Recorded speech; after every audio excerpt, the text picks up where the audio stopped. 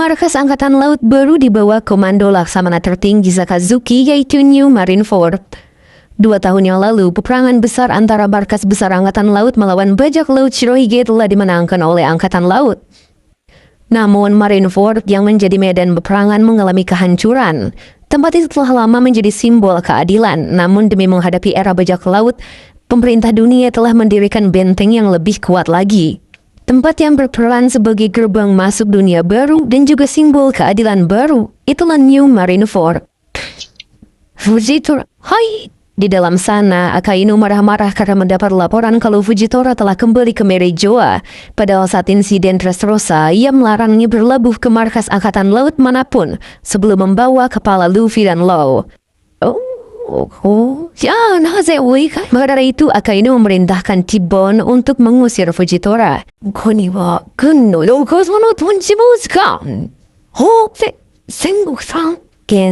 Ternyata Sengoku yang sudah pensiun saja masih memperhatikan Akainu sebagai penggantinya. Ia tahu kalau memiliki pangkat tertinggi akan sangat sulit.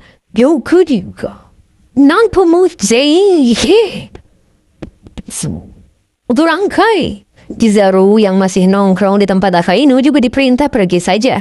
Padahal ia lagi gabut dan mikirin alasan kenapa Luffy sekarang memiliki buronan sebesar 1,5 miliar beri.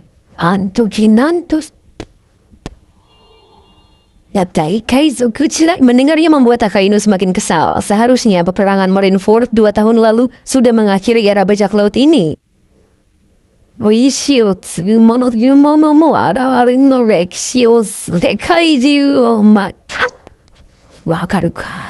Sengoku saja terus memperhatikan perkembangan Luffy. Padahal 2 tahun lalu Luffy bukanlah siapa-siapa.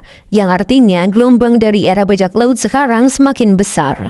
Perang besar itu terjadi 2 tahun yang lalu. Penyebabnya adalah karena komandan divisi kedua bajak laut Shirohige yaitu Portgas the Ace tertangkap dan dijatuhi hukuman mati.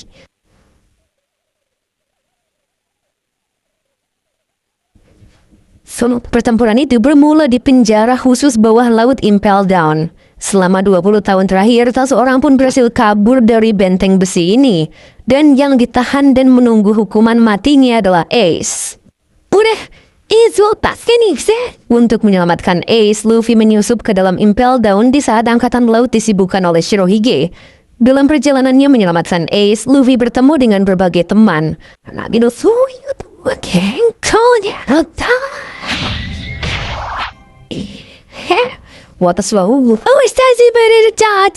Namun kepala sipir Magellan datang menghadangnya.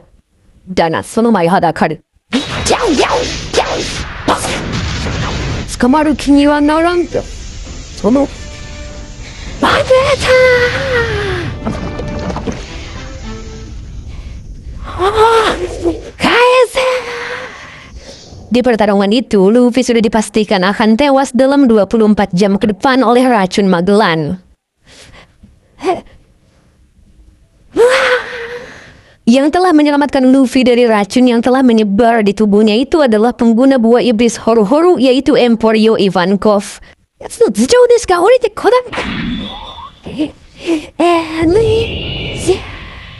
Lalu Luffy pun pulih bersama Ivankov dan tangan kanannya yang merupakan pengguna buah iblis Choki-Choki yaitu Inazuma. Luffy berusaha menyelamatkan Ace.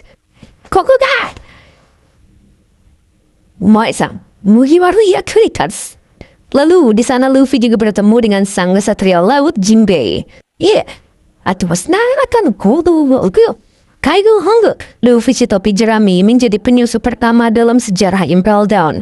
Meski saat masuk ia hanya sendirian, namun saat ia keluar ia membawa para tahanan bersamanya. Ia bahkan bersekutu dengan musuh yang pernah ia hadapi.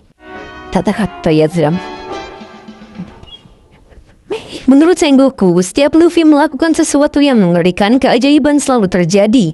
Contoh utamanya adalah apa yang terjadi pada gerbang keadilan.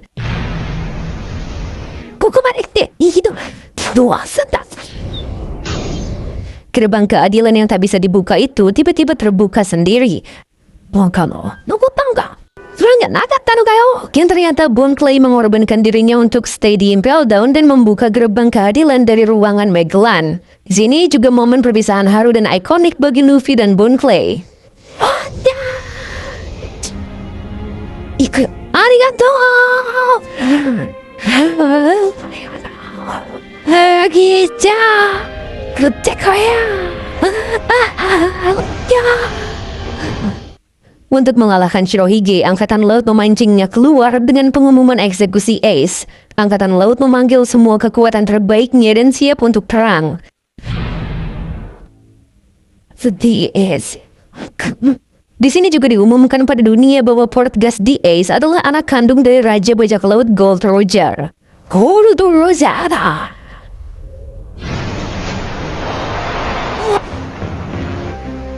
Lalu setelah itu muncullah kapal Moby Dick dan Shirohige memulai peperangan dengan tsunami-nya. Kamu siendo da.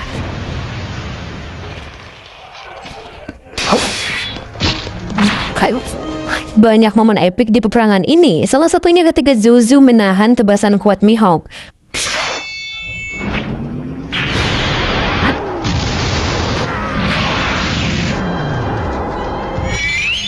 Maroko yang berubah jadi Phoenix menahan serangan Kizaru. Dan spam meteor Akainu. Ruangan itu berlangsung seimbang dan sangat sengit. Di masa sekarang, Kizaru saja terkejut karena berita mengabarkan kalau Luffy adalah kaisar kelima. Makanya Akainu makin kesal dengar beritanya. Ine mae mo imamu Ukaisuke. Waktu itu, saat Luffy muncul dari langit, era pun mengalami pergerakan yang luar biasa. Dari eranya Shirohige menuju era baru.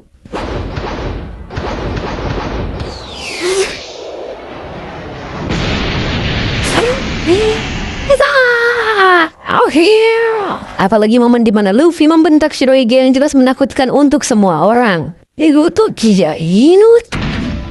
Rasa, slowly utari atalu.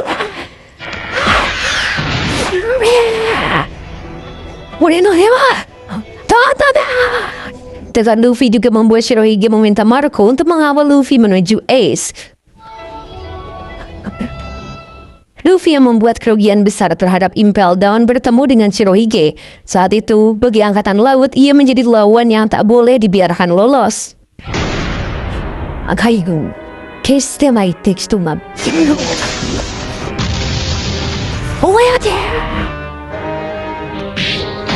Apalagi, Luffy juga mengeluarkan Housoku Haki untuk pertama kalinya di hadapan semua orang.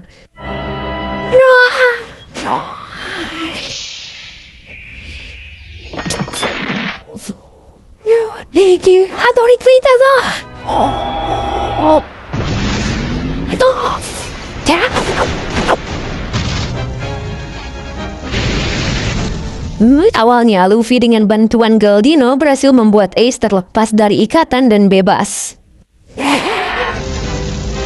Tapi saat Shirohige memerintah semua pasukannya mundur dan kembali ke dunia baru, Ace terprovokasi oleh ucapan Akainu dan membuat semua perjuangan orang-orang sia-sia.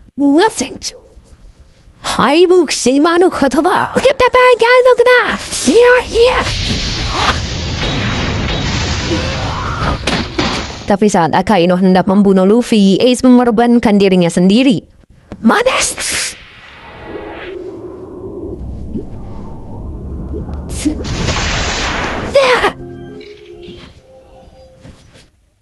Oyashi, kyou made, jou ni, arigatou! Kematian Ace dan Shirohige yang ikut menemui ajalnya akibat serangan dari mantan anggotanya yaitu Marcel the Teach atau yang dikenal Kurohige.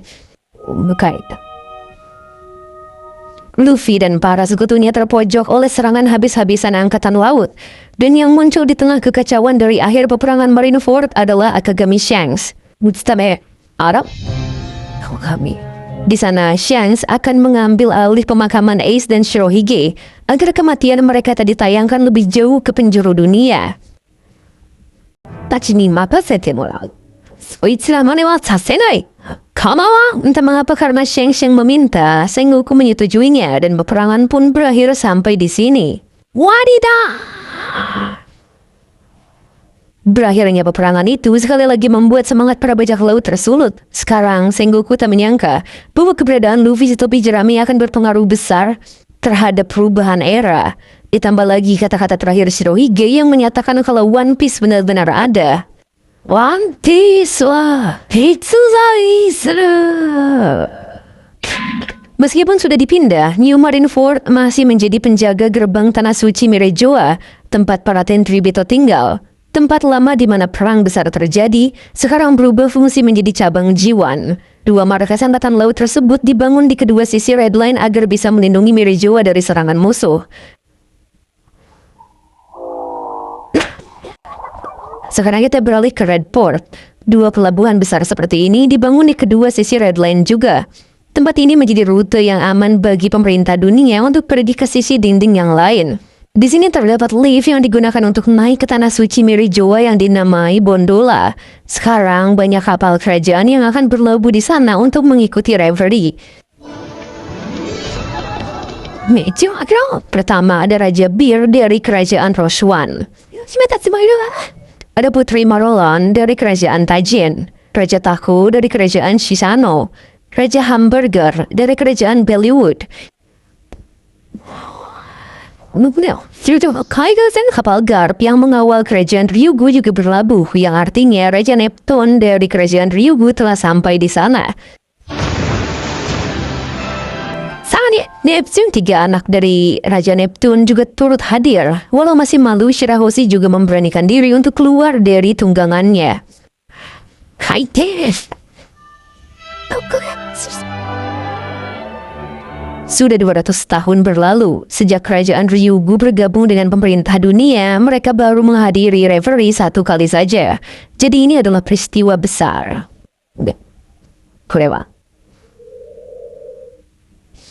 Di tanah suci Mirajoa, Fujitora sedang makan ditemani seseorang. Seseorang itu diperintah untuk menghajar Fujitora oleh Akainu. Orang itu malah ngakak karena ia dan Fujitora saja tak mau ribut dan mengacaukan pertemuan para raja di sini. Apalagi Fujitora mengatakan bahwa satu-satunya yang ia ingin hancurkan adalah sistemnya. Orang itu juga menanyakan soal Dr. Vegapunk. Walau Fujitora tak bertemu, tapi orang itu katanya membuat sesuatu yang luar biasa. Sesuatu itu membuat pihak angkatan laut tak butuh Oukase Chibukai lagi. Majide. Orang itu masih ngakak. Ia mengatakan kalau dirinya sudah berpuasa selama 3 tahun lamanya. Dan orang itu bernama Ryokugyu. Balik ke Garp. Garp mengawal Raja Neptune beserta anak-anaknya. Tentu saja semua orang dan media langsung terpusat pada Shirahoshi sebagai duyung paling cantik dan besar yang bisa mereka saksikan sekarang. Bahkan Morgan pun benar-benar tak bergerak melihat Shirahoshi.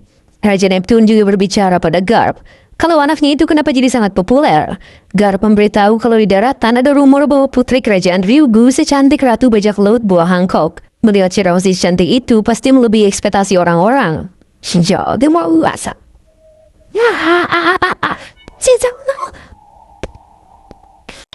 Tak lama kemudian ada seseorang yang menghadang pada Garp. Tapi Garp tak peduli dan malah meminta bocah itu menyingkir dari jalannya. Jelas saja bocah itu kaget karena bisa-bisanya Garp berkata tak sopan seperti itu. Orang itu pun mengenalkan dirinya kalau ia adalah raja dari kampung halaman Garp, yaitu kerajaan Goa, yang artinya Garp adalah rakyatnya. Kebetulan Lindbergh dan Sabo menyaksikan mereka di bawah, makanya Lindbergh menanyakan soal Stelly, yaitu raja kerajaan Goa. Dulu Stelly diadopsi oleh orang tua Sabo. Dengan itu, sebagai pijakan utamanya, ia pun berkeinginan untuk menjalin hubungan dengan bangsawan dengan cara menikahi putri Nanto Kanete. Kemudian raja dan pangeran kerajaan Goa mati secara misterius. Beberapa bulan kemudian, Stelly pun menjadi raja. Mengingat kampung halamannya, Sabo jadi teringat kalau Great Terminal adalah tempat pertama kalinya bertemu dengan Luffy. Saat itu Sabo dan Ace mengumpulkan uang untuk membeli kapal dan menjadi seorang bajak laut. Secara kebetulan, Luffy mendengar soal bajak laut dan ia maksa ikut bersama Ace dan Sabo. Awalnya Sabo dan Ace tak menerima Luffy. Kemudian mereka menjadi cukup dekat dan bertukar cawan sebagai tanda persaudaraan. Mereka bertiga sering berbuat onar, sampai-sampai kakek Garp memukul mereka. Saat itu mereka bermimpi menjadi bajak laut, jadi Sabo meninggalkan kebangsawanannya untuk menempuh jalan hidup ini bersama mereka berdua. Tapi suatu hari ayahnya datang dan memaksanya kembali. Dengan membayar seorang bajak laut di sana, ayah Sabu berhasil membekuk Ace dan Luffy sehingga Sabu terpaksa pulang agar dua saudaranya itu tak disakiti.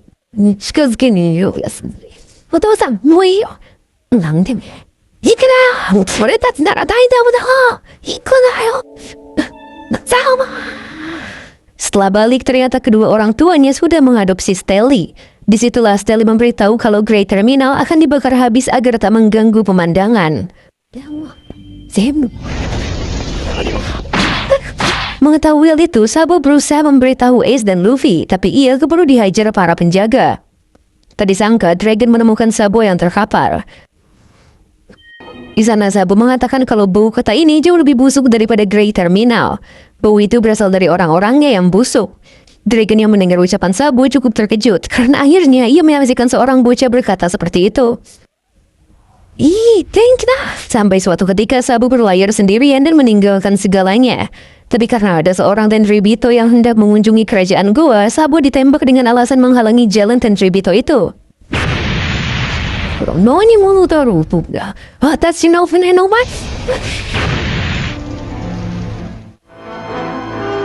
Sampai sore Sabo sekarat dan hampir tenggelam. Untungnya Paman Dragon menyelamatkannya di sini. Pertemuannya dengan Dragon membuat takdir Sabo berubah. Lindbergh dan Sabo sekarang sudah siap menjalankan misinya.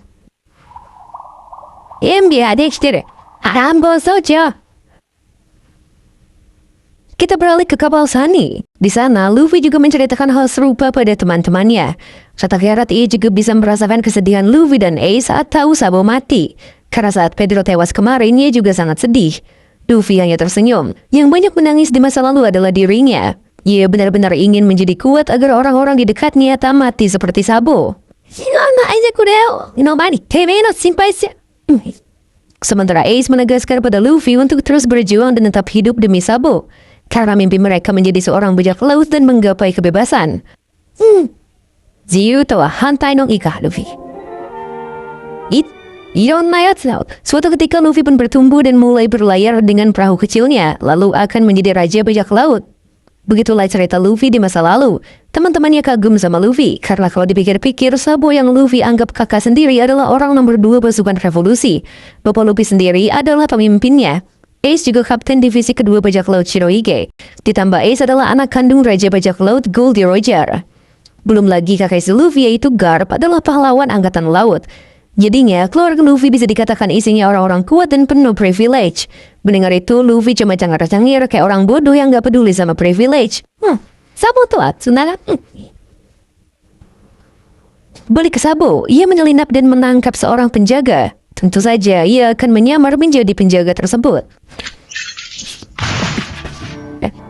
Di sisi Garp sendiri, ia masih berhadapan dengan Stelly. Morgan yang melihatnya mengatakan kalau kerajaan Goa itu terkenal dengan perdamaiannya, tapi banyak penjahat yang terlahir dari sana. Garp mungkin jadi pengecualian, tapi ada pemimpin pasukan revolusi yaitu Dragon, kepala stafnya Sabo, si tinju api Ace dan juga si topi jerami. Kau kamu katku. Stelly sendiri meminta Garp memberitahu koneksinya dengan Tenryubito, karena ia juga akan menjadi seorang Tenryubito. Tapi si Garp malah ngomong kalau Stelly akan jadi sampah seperti mereka. Tentu saja si Stelly panik karena di sini harusnya kagak boleh bilang begitu, karena bisa-bisa langsung dihukum mati. Raja Neptune yang membantunya malah membuat Stelly dan istrinya ketakutan setengah mati karena mereka baru pertama kali melihat ras manusia ikan.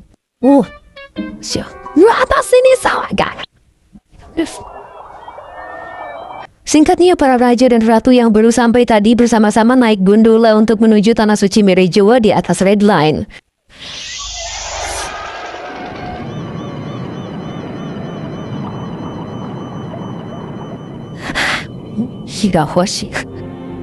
Saat perjalanan menuju ke atas untuk pertama kalinya, Shirahoshi dan keluarga melihat matahari, langit, dan cuaca yang tak terbatas.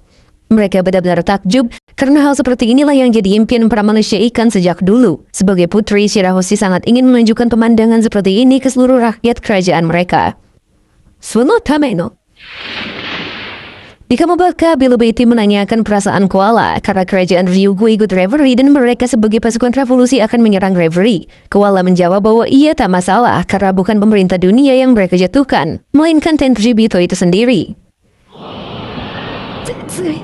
Di Bondola, Stella tampak kampungan dan tak seperti raja-raja lainnya. Bahkan ia juga tak sengaja melihat penampakan Morley yang sedang menyusup. Pemutih. Gagak-gagak juga secara misterius berterbangan di dekat bondola mereka. Yang pastinya, ia adalah Karasu. Stelly malah semakin panik, tapi Sabu yang sedang menyamar menenangkannya.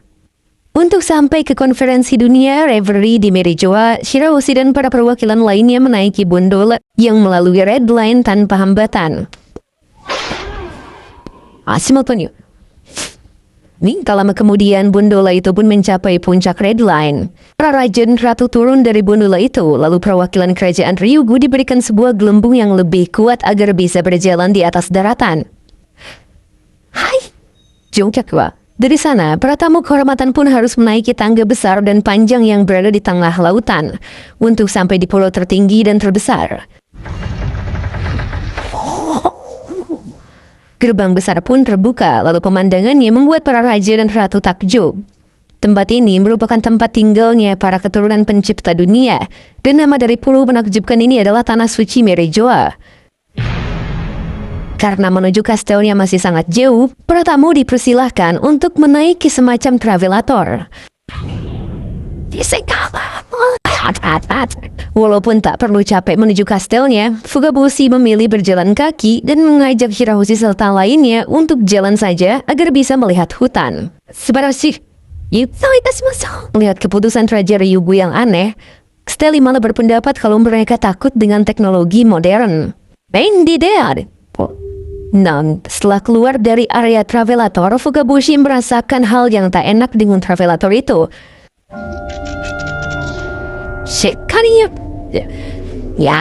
Di bawah travelator itu ternyata banyak sekali budak yang dipaksa mendorong travelatornya. Budak-budak itu merasa ingin mati daripada menjadi seorang budak.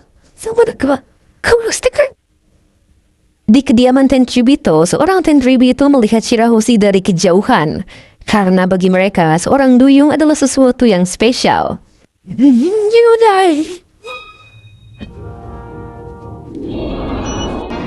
Para tamu yang lebih dulu sampai dibukakan gerbang yang besar. Dan di sana adalah alun-alun kastel. Sudah banyak raja dan ratu yang sampai lebih dulu.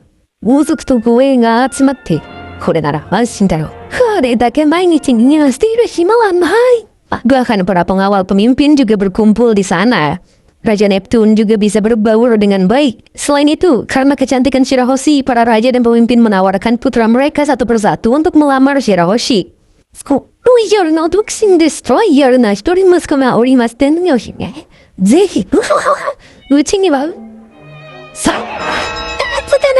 Dari puluhan pangeran, Shirahoshi malah mengatakan kalau mereka bukan tipenya. Yang sontak membuat harga diri para pemimpin dibuat turun karena jawabannya tak sopan. Fukaboshi akhirnya meminta maaf pada para raja dan mengklarifikasi apa yang dikatakan adiknya. Bahkan Ryuboshi saja sampai harus menjauhkan Shirahoshi dari mereka. Karena jika sampai melukai perasaan para raja, bisa-bisa terjadi konflik antar negara. Di sisi lain, putri kerajaan Alabasta yaitu Vivi menemukan Leo dan teman-temannya tanpa sengaja. Mereka pun berkenalan di sana. Alasan Leo berani menampakkan diri pada Vivi juga karena Vivi yang membahas Luffy sebelumnya. Ngomongin soal Luffy, Rebecca jadi ikut nimbrung karena ia tak menyangka ada yang tahu Luffy di reverie ini. Maka dari itu, Vivi sedikit menceritakan soal Luffy dan teman-temannya yang menyelamatkan negaranya. Vivi merupakan putri dari kerajaan pasir Alabasta yang terletak di Grand Line. Dulu, ia pernah ikut di kapalnya kru topi jerami dan melakukan perjalanan bersama sebagai teman. Karena rencana jahat dari Okashi Chibukai Sir Crocodile yang ingin mengendalikan negeri, pecahlah perang saudara antara pasukan kerajaan dengan pasukan pemberontak. Di saat topi jerami ingin menghentikan pertempuran antara dua pasukan, Luffy menyadari kalau Vivi menanggung semua bebannya sendiri.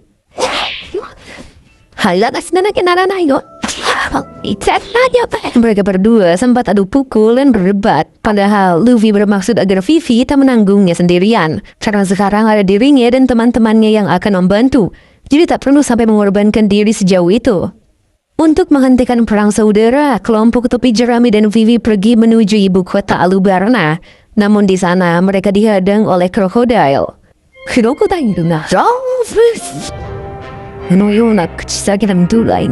Pasukan pemberontak dan pasukan kerajaan yang terperdaya rencana krokodil saling bertarung mati-matian. Sementara itu, setelah menerima perasaan Vivi, kelompok topi jerami pun bertarung dengan para petinggi organisasi kriminal Baruch Works. Mulai dari pertarungan Usopp dan Chopper melawan Mr. Four dan Miss Merry Christmas.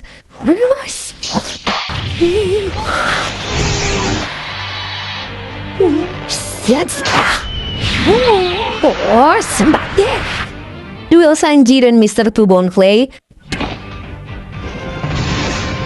Duel Nami dan Miss Double Finger.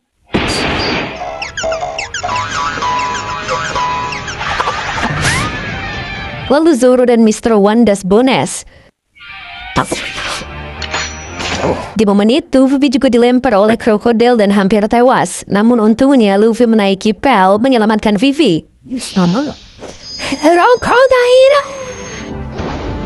Tentunya Luffy juga melawan krokodil habis-habisan saat itu. Sementara Vivi meminta semua penduduknya untuk berhenti berperang. Luffy mengeluarkan seluruh kekuatan plot armornya dan benar-benar menghabisi krokodil si pengguna logia pasir. Aspada.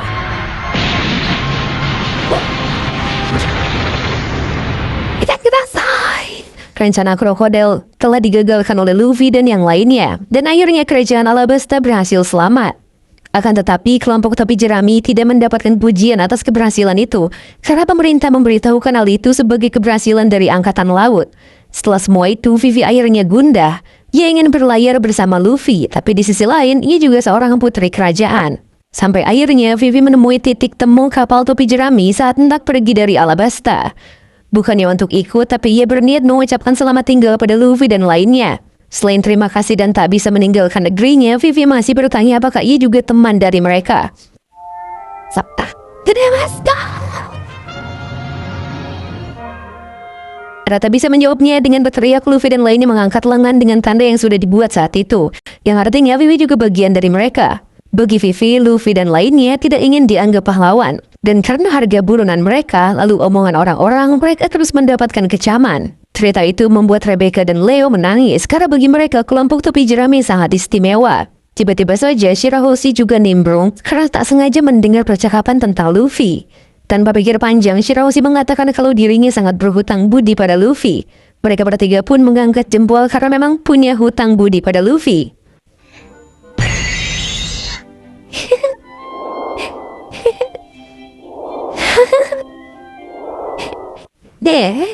Tiga putri dari tiga kerajaan akhirnya terus membahas soal Luffy. Dan tak hanya dari mereka, Fukaboshi, Viola, dan Iga Ramen juga bersyukur kalau tiga putri kerajaan masa depan bisa seakrab itu. Tiba-tiba saja ada seseorang yang mengenali Rebecca. Orang itu adalah pemimpin ke-13 armada Hapo, yaitu Donsai. Bahwa dari itu, Rebecca menyapanya dengan baik. Apalagi Igaram juga tahu kalau Donsai adalah pengganti Don Chinjau. Bukan hanya Rebecca, tapi Leo juga turut menyapa Sai.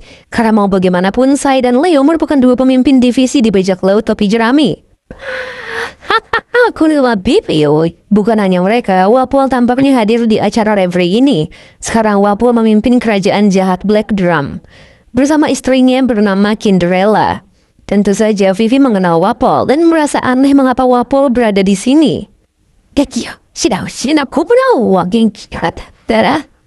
Wapol sedikit menjelaskan sekaligus memamerkan kebangkitannya. Karena setelah dihajar Luffy, ia terbang jauh entah kemana. Pokoknya ia dan istrinya cuma cengar-cengir atas apa yang ia capai selama ini. Maafku lakunya untuk meredam Wapol. Dalton akhirnya datang dan ikut pembicaraan. Sebagai raja baru di kerajaan Drum yang sekarang sudah ganti jadi kerajaan Sakura, Dalton mengartikan kalau Wapol berada di sini artinya ada kerajaan baru yang sengsara dan menyedihkan. Dokter Korea yang kebetulan ikut mengawal Dalton juga setuju, karena seharusnya pemerintah dunia tak usah mengundang raja seperti Wapol. Melihat dua orang itu, Wapol benar-benar terkejut. Di sini juga, Vivi bisa bertemu kembali dengan Dalton dan Dr. Kureha.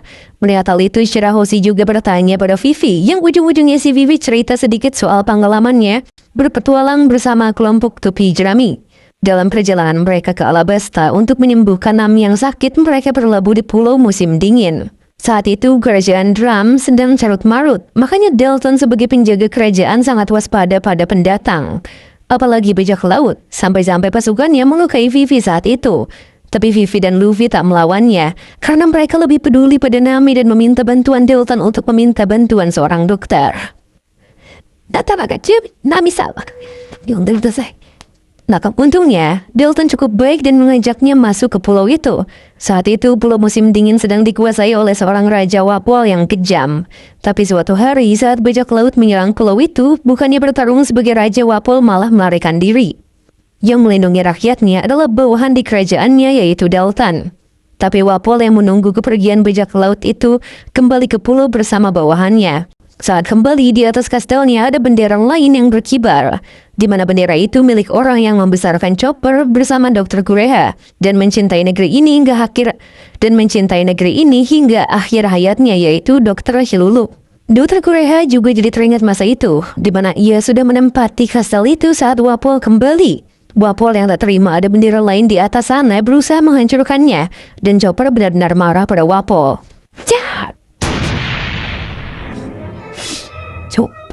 Chopper memiliki kesempatan untuk menghabisi Wapol, tapi ia mengingat ucapan Dr. Hiluluk yang mengatakan untuk tak memiliki dendam.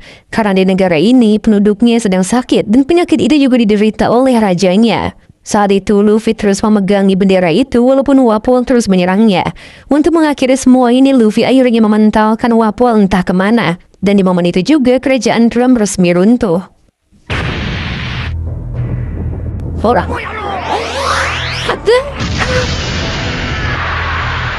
Lalu Dalton lah yang membangun kerajaan baru dengan nama Sakura dan meneruskan harapan semua penduduk. Wapol yang mendengarnya mulai mengejek Dalton. Tapi karena sekarang posisi mereka sama-sama raja, Dalton menunjukkan kekuatannya. Walau Wapol terus yapping, Dalton tak menghiraukannya. Ia malah membahas soal Luffy lagi dengan kenalan-kenalannya. Dr. Kureha juga bertanya, apakah ketiga putri itu bertemu dengan kru Luffy yang seorang rusak kutub? Tentu saja, Shirahoshi langsung menceritakan di mana Chopper mengobati Luffy dengan mendonorkan darah manusia ikan padanya. Mendengar itu, Dr. Kureha tersenyum lalu teringat Chopper di masa lalu. Saat itu, Chopper memohon pada Dr. Kureha agar mengajarinya ilmu medis. Karena ia ingin menjadi dokter yang bisa menyembuhkan segala penyakit dan menyembuhkan sebuah negeri. Bagi Chopper, tak ada penyakit di dunia ini yang tak bisa disembuhkan. Sampai suatu ketika, Luffy mengajak Chopper berteman dan menjadi krunya, tapi Chopper merasa mustahil. Karena dirinya merasa bukan bagian dari manusia. Ia adalah rusa kutub berhidung biru. Disitulah Luffy tak peduli alasan Chopper dan berkali-kali mengajaknya berlayar bersama.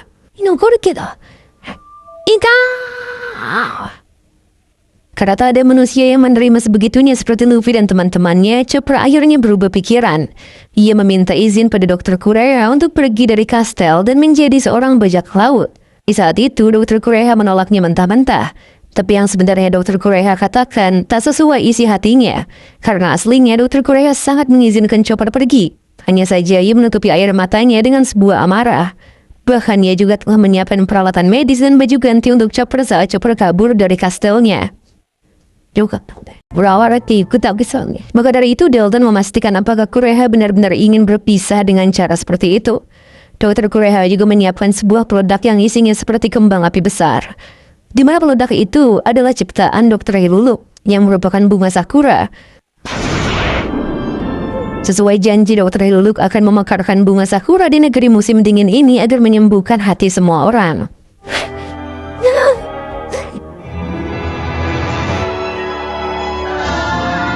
Kisah itu ditutup dengan baik dan sangat filosofis. Makanya, Dr. Kureha menjadi salah satu penggemar Chopper yang ia anggap anak dan selalu menggunakan kaos dengan harga buronan Chopper.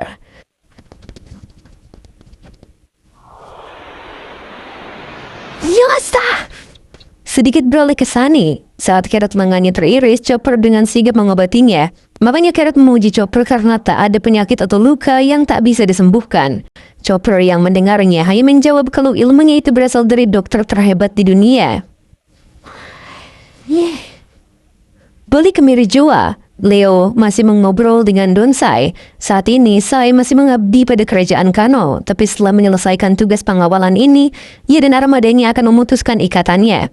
Karena Sai adalah salah satu dari 7 perwakilan armada topi jerami.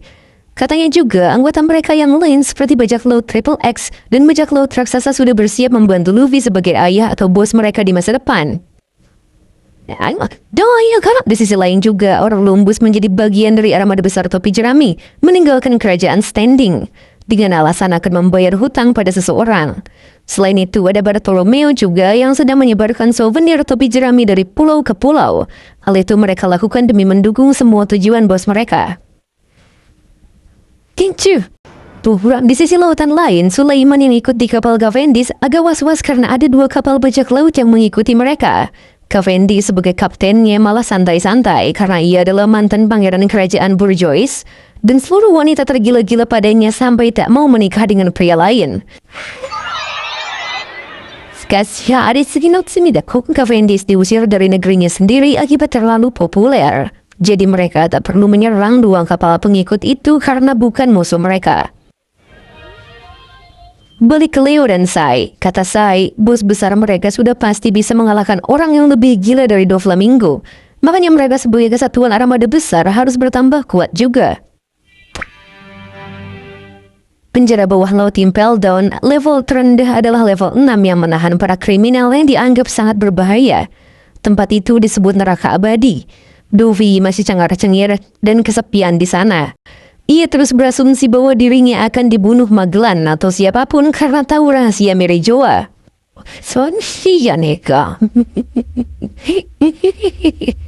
Padahal baginya, mau dirinya mati atau tidak, rahasia itu akan membusuk cepat atau lambat. Di suatu tempat, ada seseorang yang memasuki sebuah ruangan.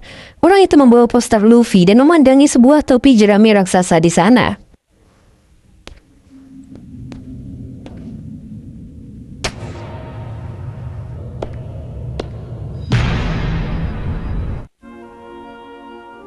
Konohi, masih di tanah suci Merijoa. Hari ini, Raja Neptune dari kerajaan Ryugu menghadiri reverie dan telah berada di tanah suci Merijoa. Dan hal itu merupakan keinginan terbesar dari mendiang Ratu Otohime. Maka dari itu, Raja Neptune terus teringat istrinya dan sangat ingin mengajaknya ke tempat ini.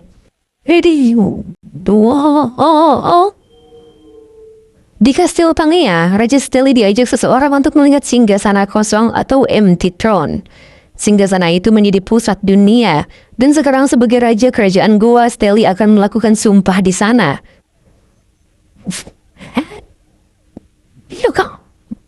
Awalnya Raja Steli ingin mencoba duduk di sana, tapi si kakek itu sangat melarangnya.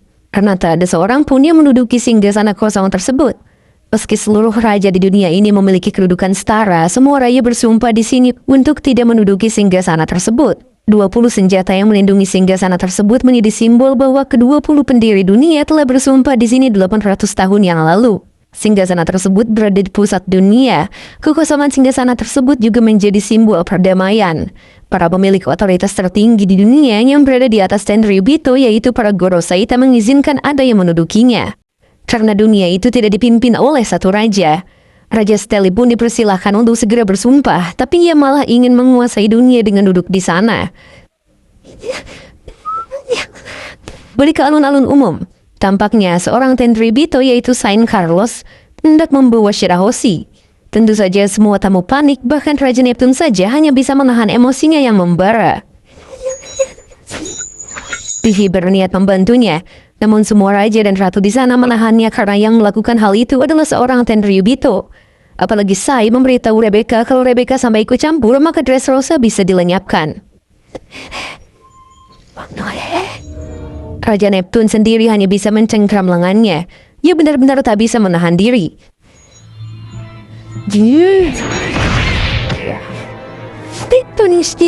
Karena tak bisa dibiarkan, Leo akhirnya turun dan membuat Sai juga terpaksa ikut melawan.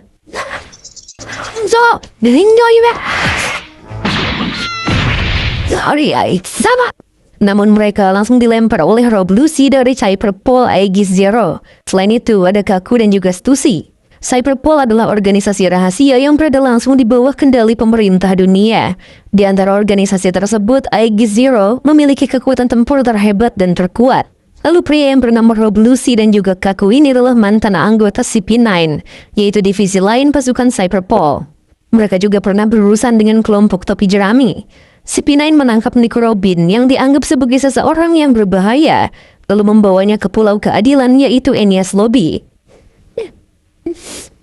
Di sana juga diperlihatkan bendera pemerintah dunia yang melambangkan persatuan 170 lebih negara yang membentang di 4 lautan dan juga Grand Line. Walau begitu, Luffy tetap melawan dan memerintah krunya membakar lambang itu, yang artinya ia menyatakan perang. Oke, King? Yokai, Tokutomiyo!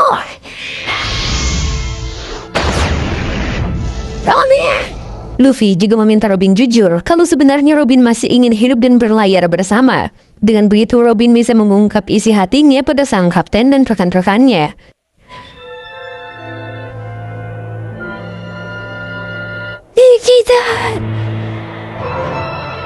Untuk menyelamatkan Robin, kelompok topi jerami pun memulai pertarungan dengan CP9. Mulai dari adu pedang Zoro melawan Kaku sampai membelah gedung.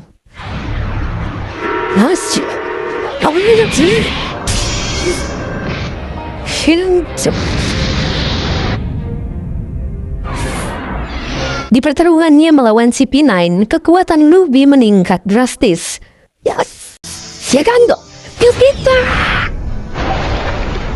Setelah mengalahkan Blue Whale dari CP9 dengan gear second-nya, Luffy akhirnya melawan Rob Lucy dengan kekuatan penuh menggunakan gear third.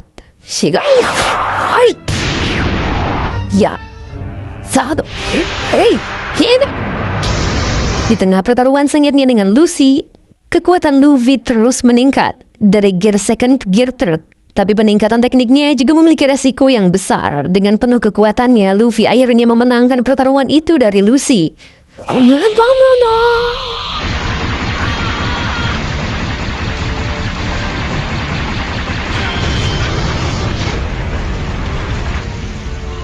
Lalu ia berteriak pada Robin dan teman-temannya agar kembali ke kapal mereka.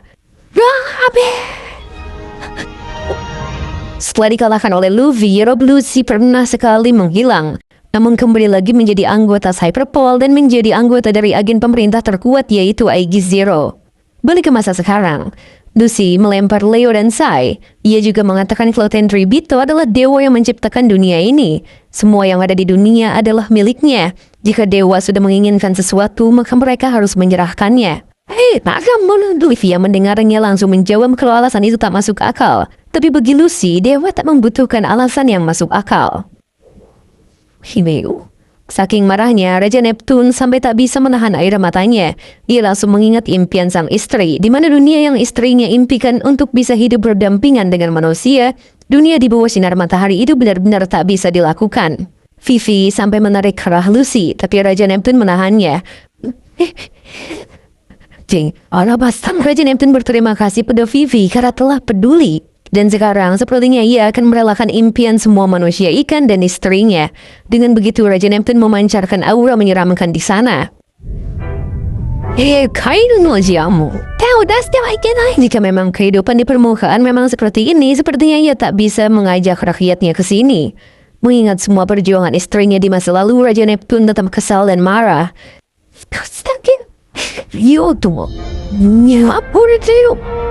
Carlos langsung meminta Lucy membunuh Raja Neptune sekalian. Namun tiba-tiba seseorang memukul Carlos.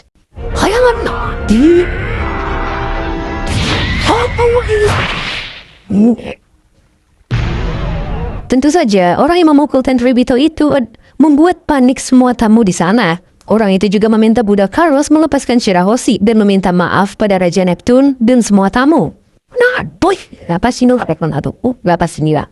Orang itu juga menundukkan kepalanya pada Raja Neptune dan mengingatkan Raja Neptune kalau dirinya memiliki hutang budi pada kerajaan Ryugu di masa lalu.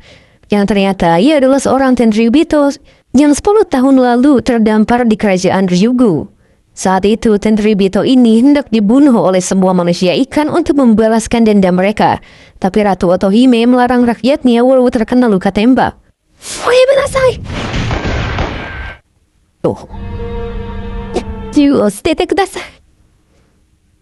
Pokoknya orang ini bernama Saindong Kuihote Myosgard. Dan semenjak kejadian 10 tahun lalu itu, ia tersadarkan oleh sikap mendiang Ratu Otohime. Ia juga akan melakukan apapun untuk membantu Neptune mewujudkan impian semua rakyat manusia ikan. Setelah itu, untuk meredam semuanya, Myosgard mengusir para Cyberpol.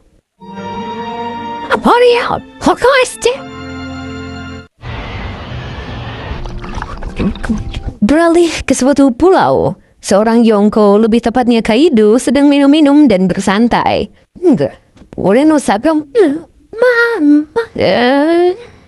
Lalu tiba-tiba bawahannya datang. Yang ternyata bawahannya itu membawa Denden Mushi karena seorang Big Mom ingin berbicara dengan Kaido. No yud. Big Mom langsung to the point kalau ia akan membicarakan soal si topi jerami Luffy. Karena saat ini anak itu dan kelompoknya sedang menuju ke tempat Kaido. Big Mom hanya meminta Kaido untuk tak melakukan apapun pada Luffy karena ia sendiri akan ke negeri Wano untuk memenggal kepala anak itu. Tentunya Kaido tak sudi, tapi Big Mom menegaskan kalau bukan dirinya yang memenggal kepala anak itu, dirinya akan merasa terhina. Jadi ia harus merebut sesuatu yang jadi miliknya. Karena Kaido agaknya tak terima, Big Mom membahas kalau Kaido memiliki utang besar padanya. Tapi lagi-lagi Kaido malah menganggap itu adalah persoalan lama. Bagi Big Mom, hutang itu berlaku selamanya. Selain dari itu, Kaido juga marah pada Luffy. Makanya mereka berdua rebutan untuk membunuhnya. Dulunya, Kaido membeli buah iblis buatan yang diproduksi Doflamingo, yaitu Smile, agar memiliki kelompok bajak laut yang semua anggotanya memakan buah iblis. Tapi pabrik yang selama ini memproduksi Smile di Dressrosa telah dihancurkan oleh kelompok topi jerami.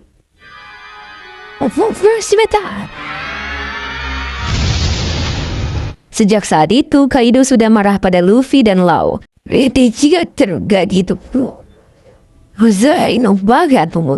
Captain Chito lalu menangkap salah satu generasi terburuk, yaitu Eustace Kid.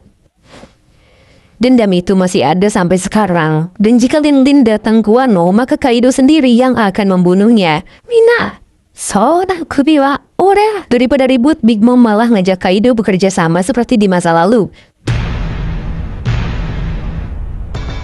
Di New Marineford, semua angkatan laut dikejutkan karena Big Mom mulai bergerak dengan mengadakan kontak dengan Kaido. Komunikasi mereka berdua juga terang-terangan dan mengabaikan penyadapan angkatan laut. Menurut mereka, kekuatan yang bisa menghentikan kedua Yonko itu adalah 3 Admiral dan Aokasi Chibukai. Mendengar itu, Kizaru juga menawarkan dirinya untuk turun tangan. Tapi Akainu masih menahannya, karena negeri Wano memiliki kekuatan tempur yang misterius. Samurai! Kita beralih menyoroti Red Port, terutama percakapan para wakil Admiral dan juga Garp. Momosagi memberitahu Garp kalau Big Mom dan Kaido mengincar cucunya sekarang. Tapi Garp malah ngangkak dan nganggap mereka lucu.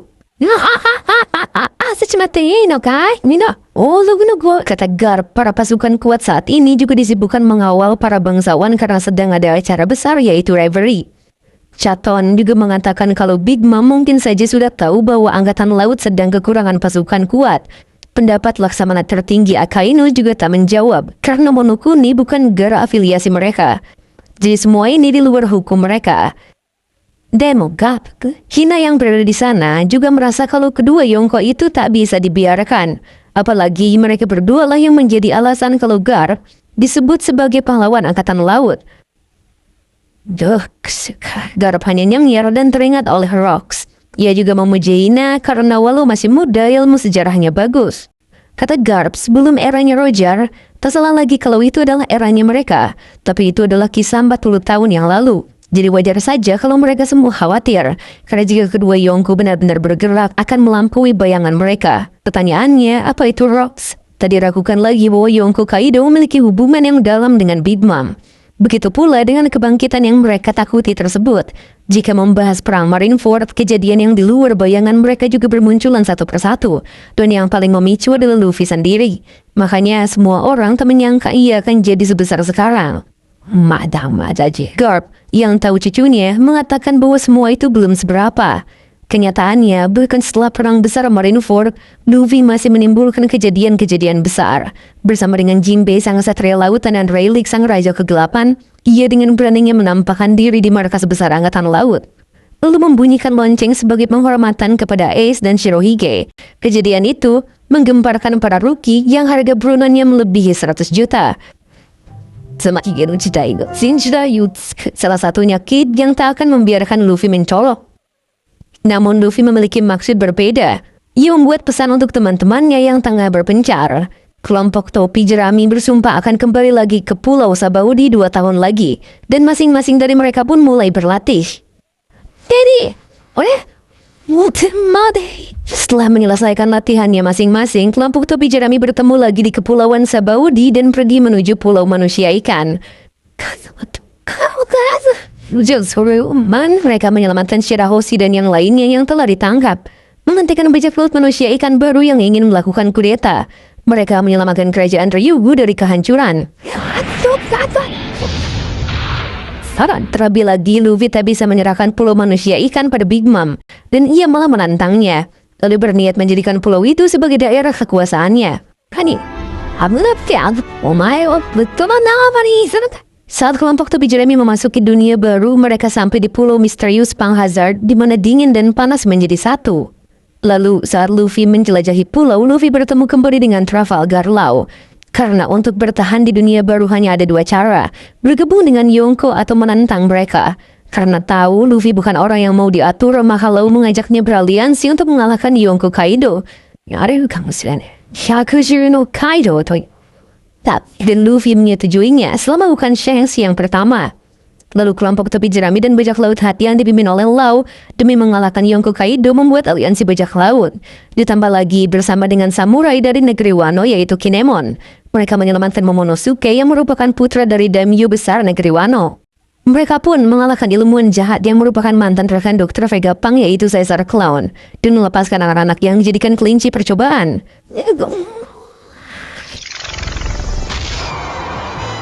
Dan setelah itu mereka berlabuh di negeri yang dikuasai salah satu ukas Chichibukai Doflamingo yaitu Dressrosa. Setelah Luffy mengetahui kalau negeri ini dikuasai dengan cara yang tak manusiawi, Luffy bertarung dengan Doflamingo yang menguasai haki Hausoku.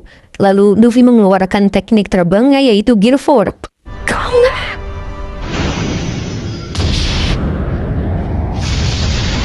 Luffy yang berhasil mengalahkan Doflamingo dan membebaskan penderitaan para penduduk dari raja sebelumnya.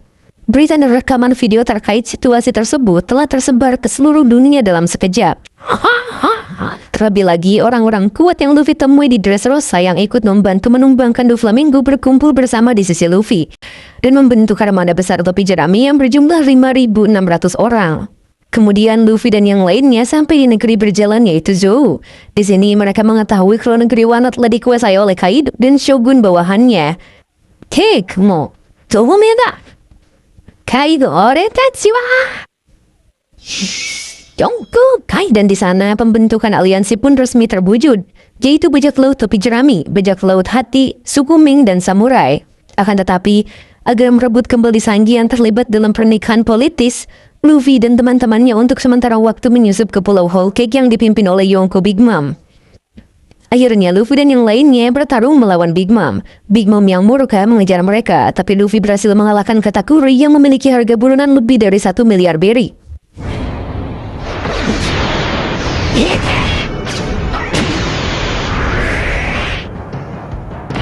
Berita tentang Luffy dan teman-temannya yang menghancurkan armada Yonko Big Mom dan berhasil kabur dengan selamat lagi-lagi langsung menyebar ke seluruh dunia dalam sekejap.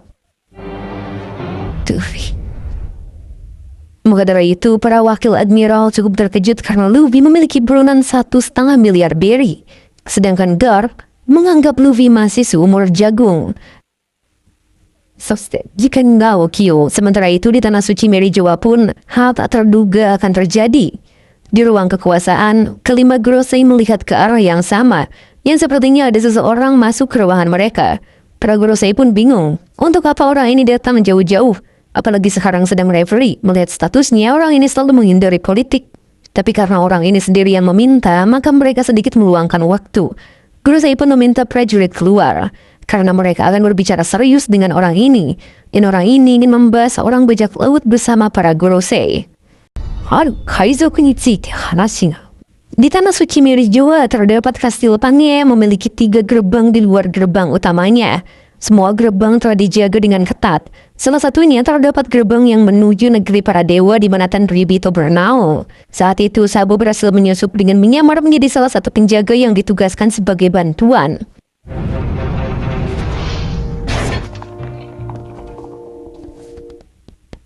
Setelah di dalam, Sabo berhasil memotret beberapa denah bangunan itu.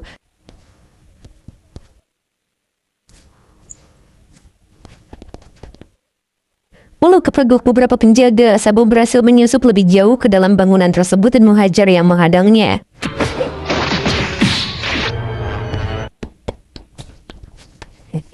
Sementara itu di alun-alun umum, Kastil Pangea, semua putri masih berkumpul setelah insiden di mana Shirahoshi diserang. Putri Mansari yang berada di sana juga menyembuhkan luka Shirahoshi. Suasana tegang di sana kembali tenang seketika. Kita sehat. Namun Raja Neptune masih heran dengan berbagai sifat manusia di daratan. Tapi yang jelas di negeri manapun ada orang jahat dan orang baik. Neptune juga berterima kasih pada Tenryubito yang menyelamatkan Shirahoshi dari Charlos. Dong Quixote Miosgard adalah Tenryubito yang diselamatkan Otohime 10 tahun yang lalu. Karena itu, selama 7 hari ke depan, Miosgard akan melindungi putri Shirahoshi. Miosgard akan menggunakan status kebangsawanannya bisa berguna bagi mereka. Tak lama dari itu, Pel dari Alabasta datang menghampiri Putri Vivi. Selain khawatir, Pel juga menyampaikan keadaan Raja Cobra yang sedang berbicara dengan Laksamana Fujitora dan juga Raja Riku dari Dressrosa. Kembali pada Sabo yang hampir tertangkap beberapa penjaga. Kebil sarangi Kitomo ga. Mati! Hei, Dok. Tujuan Sabo kali ini adalah kediaman para dewa. Jadi dengan bantuan rekannya Karasu, Sabo harus menghancurkan dinding dan pergi.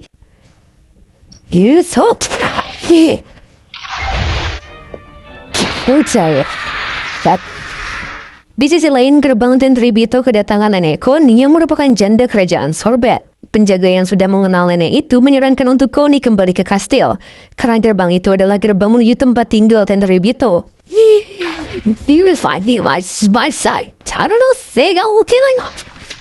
Namun, Charlos yang terluka datang sembari merengek yang membuat penjaga gerbang panik dan langsung membuka gerbangnya. Baru saja Charlos masuk, ayahnya yaitu Rosebold datang dengan niat menjemput Carlos. Karena ketidaksengajaan itu, Connie Dowager berhasil menyelinap masuk gerbang.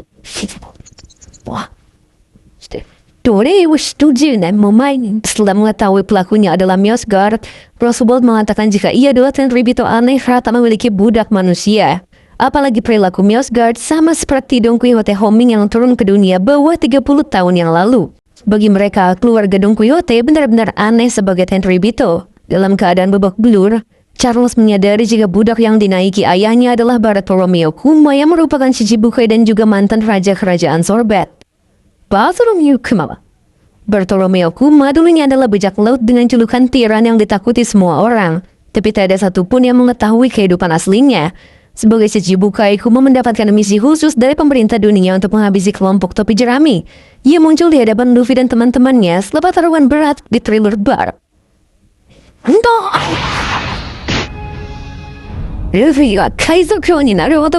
Walaupun Kuma adalah panglima perang, ia melanggar perintah pemerintah untuk alasan tak diketahui dan mengampuni nyawa kru Mugiwara. Lalu di Kepulauan Sabaudi, Kuma muncul sekali lagi di hadapan mereka. Tapi saat itu terjadi perubahan besar pada tubuh Kuma.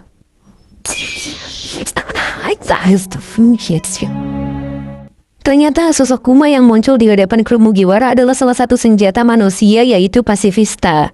Kuma menjadi kelinci percobaan untuk Dr. Vegapunk, ilmuwan jenius pemerintah dunia. Dan dengan mereplikasi Kuma, senjata manusia pasifista pun tercipta. Kuma perlahan kehilangan kesadarannya sebagai manusia karena proses modifikasi. Namun di saat-saat seperti itu, Kuma menolong kru Mugiwara dan mengirim mereka ke berbagai belahan dunia.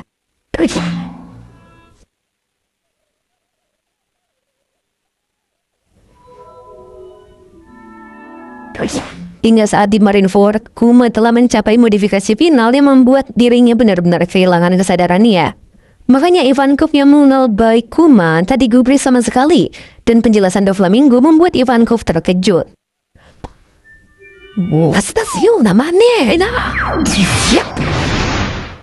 Lalu 2 tahun kemudian saat kru Mugiwara berkumpul kembali, saat itu Frankie menyaksikan jika Kuma telah melindungi Sanego sebagai misinya.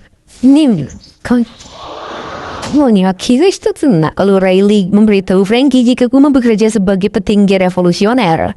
Jadi Kuma merasa memiliki hubungan dengan kru Mugiwara. Saat itulah kru Mugiwara sadar bahwa Bartolomeo Kuma adalah sekutu terbesar mereka yang telah menyelamatkan nyawa mereka. Yang jadi pertanyaan, kenapa Kuma membantu Luffy dan yang lainnya keluar dari kesulitan dan membantu mereka melarikan diri.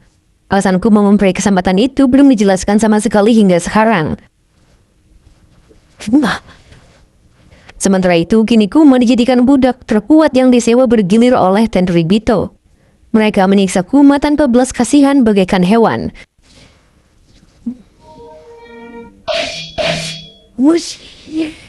Sabo yang melihat Charles dan Roswell memperbudak Kuma sangat ingin mengamuk pada mereka. Untungnya, Karasu dan Morley datang dan berhasil menarik Sabo ke persembunyian. Di sisi lain, nenek Connie si janda sorbet berubah jadi Jefferly Bunny, bajak laut dari Worst Generation.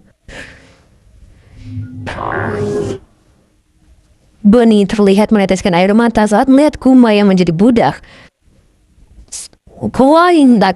Kembali pada Sabo di bawah tanah. Ia sangat kesal karena melihat temannya yaitu Kuma diperlakukan seperti di neraka. Tapi tak hanya Sabo yang merasa kesal, semua anggota juga kesal. Namun walau Kuma diselamatkan pun, ia tak akan kembali seperti dirinya yang dulu. Kuma adalah contoh utama penindasan oleh pemerintah dunia. Itu karena Kuma adalah mantan raja negara afiliasi pemerintah dunia. Jadi mereka menggunakan Kuma sebagai peringatan. Hal itu untuk menunjukkan pada dunia, sekuat apapun tak akan mampu melawan para dewa. Terlebih Tenryubito memiliki CP0 dan markas angkatan laut di pihak mereka. Jadi tak ada pilihan bagi Sabo dan lainnya selain berhasil atau mati di misi kali ini. Era bajak laut telah tumbuh pesat melebihi perkiraan pemerintah dunia, dan yang tak terhentikan dan menarik banyak perhatian Monkey D. Luffy dan kelompoknya Topi Jerami. Mugiwara no Ichi. Untuk menghalau gelombang besar dari era bajak laut, 50 pemimpin dunia menggelar konferensi yang diselenggarakan setiap 4 tahun sekali. Reverie akan segera dimulai. Era saat ini telah mengalami perubahan yang sangat besar. Seseorang yang berada di Taman Marijoa tampak memegangi poster Monkey D. Luffy. Dan kita beralih ke Roswell, dia mengajak anaknya itu pulang menaiki budak-budaknya. Setelah gerbang ditutup, Karasu mengintai dan memberitahu Sabo dan lainnya kalau para Tenryubito tadi sudah pergi. Mereka sudah mendapatkan geografis Marijoa dan struktur kastelnya. Tapi masalahnya adalah penjagaannya, karena Admiral sepertinya melakukan pengawasan. Tapi itu semua sudah jadi perhitungan Sabo. Siapapun yang menghadang, mereka akan melawannya demi menyelamatkan Kuma. Mochiron do. Bukan karena alasan, tapi Kuma pernah menyelamatkan nyawa Luffy dan teman-temannya. Saat ingatan Sabo belum kembali dan tidak bisa melakukan apapun, di Kepulauan Sabaudi, Kuma menyelamatkan adiknya dan kelompoknya melarikan diri dari Kizaru.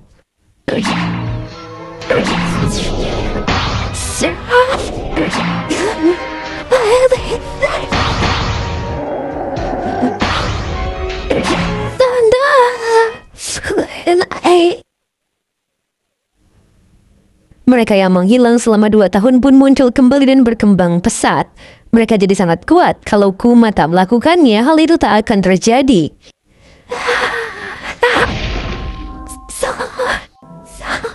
Saat setelah kehilangan Ace, Luffy kena mental sampai hampir gila. Dan untungnya Jinbe berhasil menyadarkan Luffy bahwa ia masih memiliki teman-teman yang setia. Nanjo! Bahkan teman-temannya yang terpencar ke seluruh dunia pun turut bersedih. Mereka sangat ingin berada di sisi Luffy saat setelah kehilangan kakaknya. Apalagi mereka merasa tak pantas disebut sebagai teman jika tak menemaninya di saat menderita.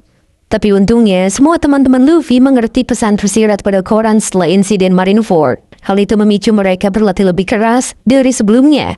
Begitulah menurut Sabo, pasti teman-temannya sudah melakukan latihan keras selama 2 tahun. Semua itu berkat Kuma yang sangat baik hati. Lalu setelah 2 tahun itu, mereka kembali berkumpul lagi dan meneruskan petualangan mereka.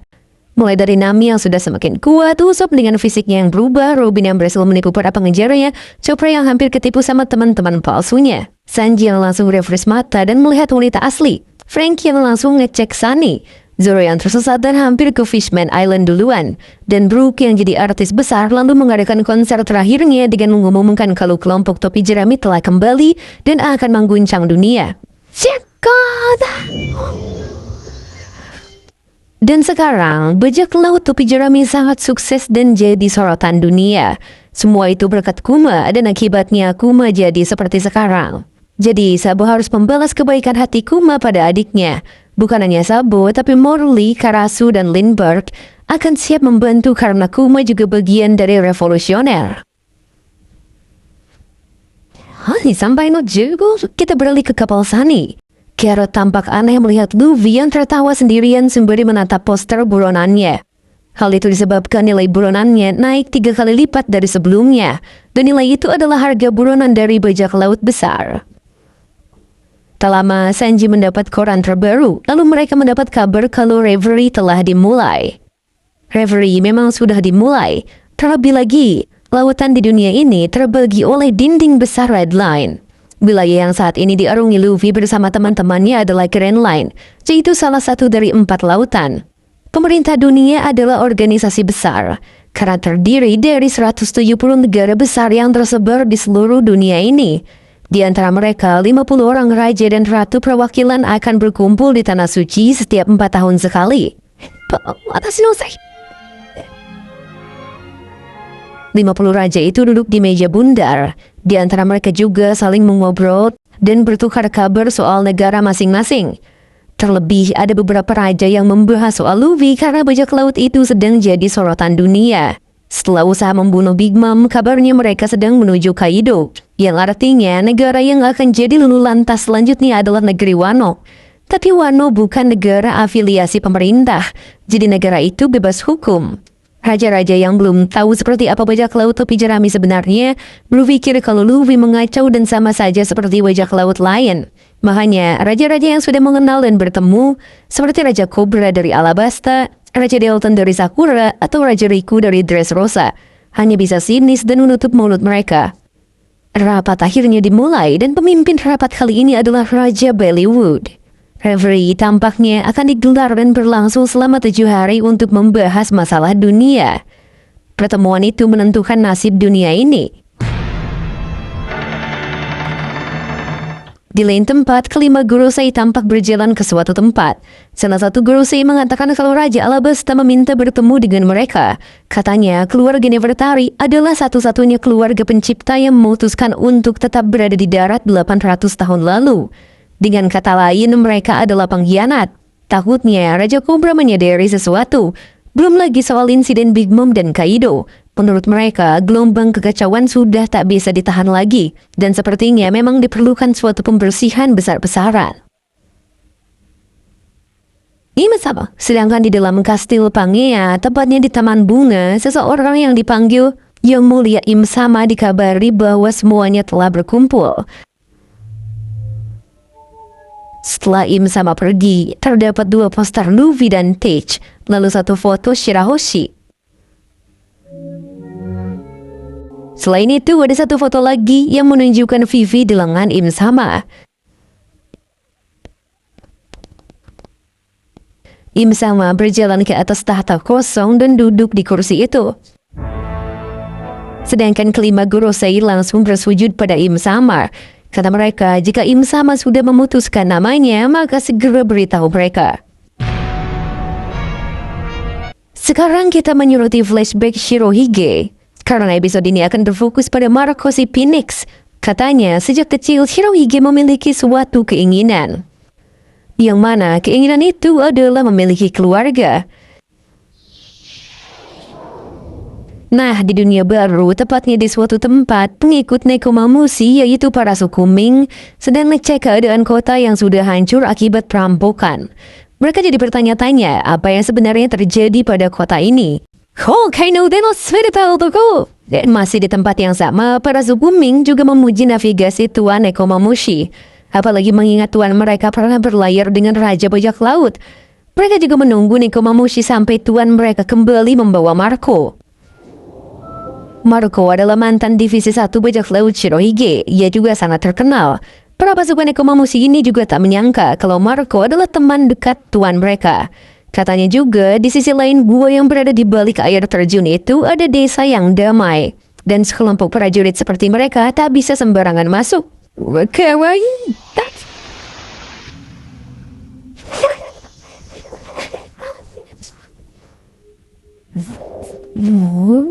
Sekarang kita beralih ke desa yang dimaksud. Di sana, Marco sedang mengobati peliharaan seorang bocil yaitu Sphinx. Nekomamushi yang bertamu juga menunggu kesibukan Marco di desa itu.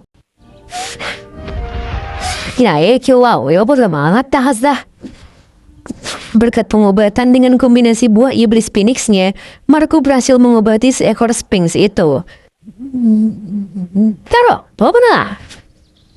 Di perang Marineford, Marco berada di garda terdepan dan menjadi tangan kanannya Shirohige. Buah iblisnya lebih langka daripada Logia, yaitu mythical Zoan tipe Phoenix. Marco! Anggota bajak laut Shirohige memanggil Shirohige dengan sebutan ayah, lalu Shirohige memanggil anak buahnya sebagai anak. Mereka memiliki hubungan yang tak tertandingi. Lalu saat itu, ada salah satu bawahannya yang menusuk Shirohige yaitu Squark. Dulu, seluruh bajak laut Squark telah dibantai oleh Gold Roger. Dan di perang besar kemarin, Admiral Akainu memanfaatkan dendamnya yang mendalam itu. Ia mengatakan kalau Ace sebenarnya anak Roger dan berbohong pada Squark kalau Shirohige sudah menjual nyawa seluruh kru bajak laut Shirohige pada angkatan laut untuk ditukar dengan nyawa Ace. Tapi bukannya marah, Shirohige malah memeluk Squark sebagai ayah.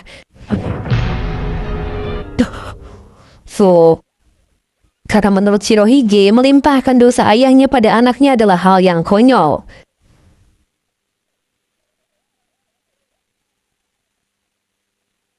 Renmo Kazo Kudaze.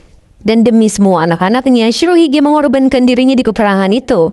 Karena Shirohige merasa dirinya hanyalah sisa-sisa masa lalu. Wadiah! Kayak Kanshiro! Hei!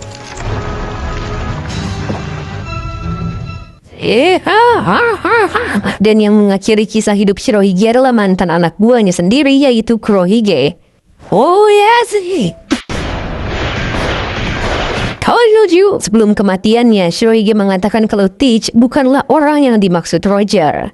Lalu setelah itu, Shirohige pun tewas. Okay, sih, Kaisai, you get a look. Dengan kematian Shirohige, sepertinya perseteruan dengan Kurohige akan berakhir. Akan tetapi, motif yang sebenarnya baru terungkap setelah itu. Setelah tewas, Kurohige menutup mayat Shirohige. Dan setelahnya, Kurohige menunjukkan dua kekuatannya, yaitu Yami-Yami dan juga Gura-Gura.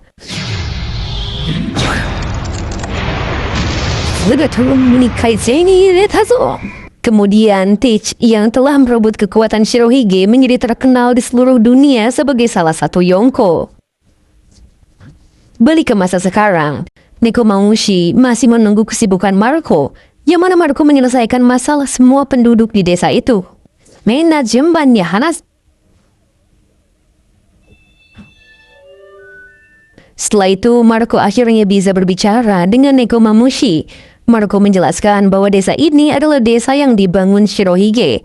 Dulu, karena mereka sangat miskin, mereka tidak bisa membayar upeti sehingga tidak bisa meminta perlindungan pemerintah dunia. Hampir semua negara yang tidak bersekutu dengan pemerintah dunia mengalami hal yang sama.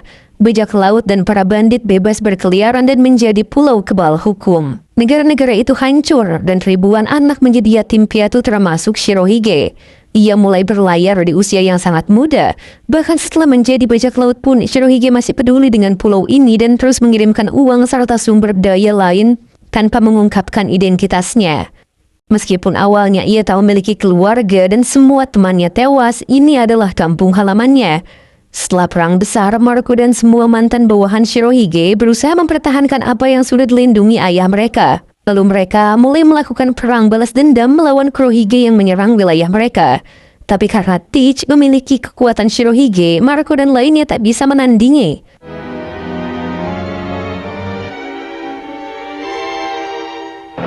Teach telah merenggut segalanya, makanya Maruko ingin sekali mengalahkan Teach.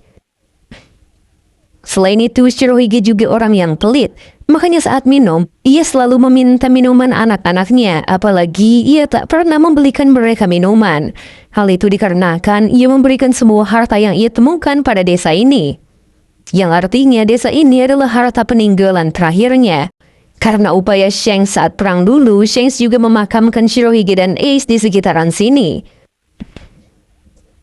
Selain membahas hal itu, ada seorang si Chibukai bernama Weevil mengaku sebagai anak kandung Shirohige.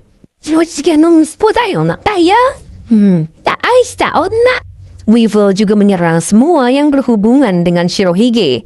Maruko sebagai tangan kanannya bahkan tak tahu menahu kabar itu valid atau tidak. Tapi yang jelas mereka mengincar harta Shirohige. Cepat atau lambat tempat ini juga jadi sasaran mereka. Tapi setahu Maruko, Miss Bakin yang merupakan ibunya Weevil pernah jadi bajak laut. Sekitar 30 atau 40 tahun yang lalu, ia berada di kapal yang sama dengan Shirohige. Maruko juga menitip pesan pada Luffy lewat Nekomamushi nanti. Dan ia juga bertanya apa yang akan Nekomamushi lakukan di negeri Wano nanti. Dengan singkat, Nekomamushi menjawab bahwa mereka akan mengalahkan Yonko Kaido. Oh, mas? Kenka uruti no ka? Sekarang kita beralih ke kapal Sunny. Luffy dan teman-temannya yang menaiki Sunny Go melanjutkan perjalanan mereka menuju negeri Wano. Nami yang baru membaca koran juga memberitahu Luffy kalau reverie telah dimulai. Dalam koran itu, Nami membacakan kalau kerajaan Ryugu yang sudah 200 tahun tak ikut serta, kali ini mengikuti reverie. Lalu Raja Neptune membawa putra dan putrinya. Shirahoshi juga disambut hangat di Red Port. Mendengar itu membuat Luffy takjub karena akhirnya Shirahoshi muncul datang ke permukaan. Anta no, kenapa Selain itu, Nami juga melihat putri Alabasta yaitu Vivi di koran tersebut. Baru aja mau komentar, si Sanji udah nyerobot di depan korannya. Mereka terkejut melihat perubahan Vivi. Bru juga baru pertama kali melihatnya, tapi seperti biasa, Bru kena hantam Nami karena omongannya yang ngaco. Mengingat para pemimpin negara berkumpul, Sanji jadi ingat putri Dressrosa yaitu Viola. Di koran itu ada Wapol dan juga Delton. Luffy juga melihat Rebecca dan juga Sai. Ada banyak orang-orang yang mereka kenali dalam koran hari ini.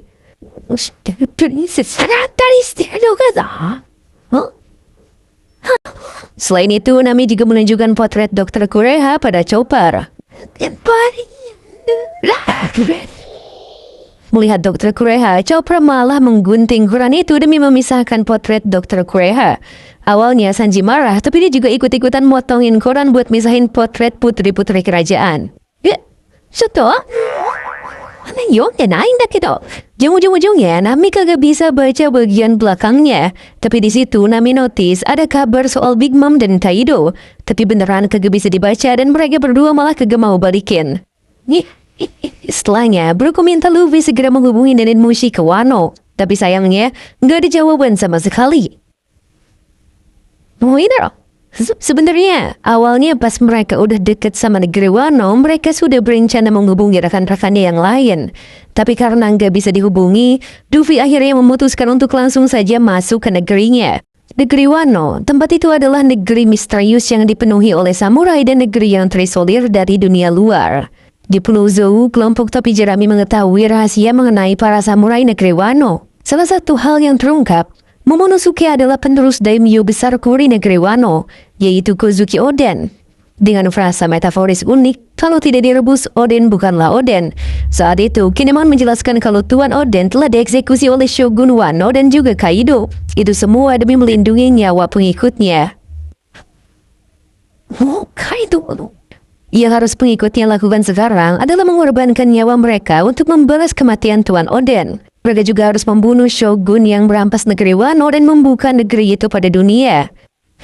Maka dari itu Kinemon, Kanjuro, dan juga Raizo menundukkan kepala untuk meminta bantuan Luffy dan Law. Karena tujuan mereka sama, mereka mengajak untuk mengalahkan Shogun Negeri Wano dan juga Yonko Kaido. Nah guys, saat Momo hendak menundukkan kepalanya juga, Luffy menahan dan langsung mengerti. Mereka pun akhirnya beraliansi. Sekarang Luffy dan teman-temannya sedang menuju negeri tersebut. Tapi tampaknya ada seekor gurita yang naik diam-diam ke atas kapal Sunny.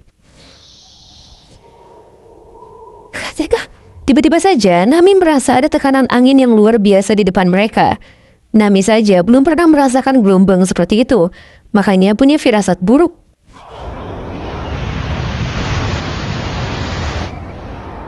Dan beginilah wilayah perairan Wano Kuni. Semakin mereka mendekat, angin dan gelombang semakin kuat. Bahkan di depan mereka, cuaca buruk sudah terlihat.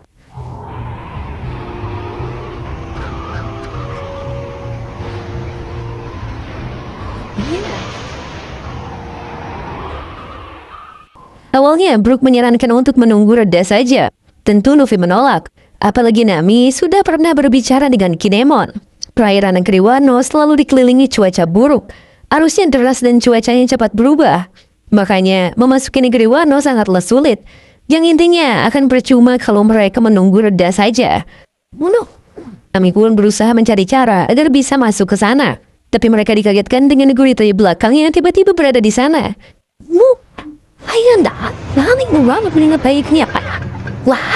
Dan tanpa persiapan, kapal Sunny masuk ke arus kuat memasuki Wano Kuni.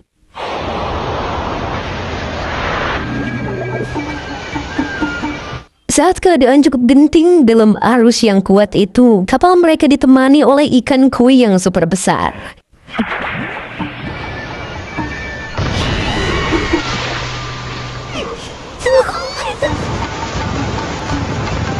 Yang jadi pertanyaan, mengapa ada ikan koi di laut? Karena ikan koi hidup di air tawar. Parahnya lagi si Sanji malah mikir kalau koi itu cukup enak jika dimasak. Makanya si Luffy kehasut omongan Sanji, sampai ia berusaha nangkap koi raksasa itu. Dan seperti biasa, Luffy bikin keadaan semakin chaos, bahkan ia juga keseret ikan koi entah kemana. Nami juga nyalahin Sanji, tapi kata si Sanji, Luffy bakal baik-baik aja seperti biasanya. Dan mereka hanya perlu melindungi kapal saja karena arus dan angin semakin gila-gilaan.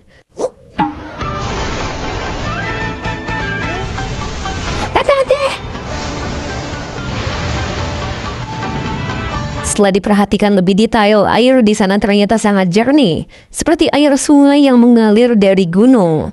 Kalaupun ini sungai benar-benar aneh, dan ngarahnya bakal kemana? Setelah cukup lama, mereka pun melihat pemandangan air sungai yang mengalir ke bawah air terjun. Nami pun berpikir kalau semua air di sini adalah air sungai yang mengalir. Berarti di atas sana ada penampungan air yang super besar. Jadi mungkin negeri Wano berada di atas sana.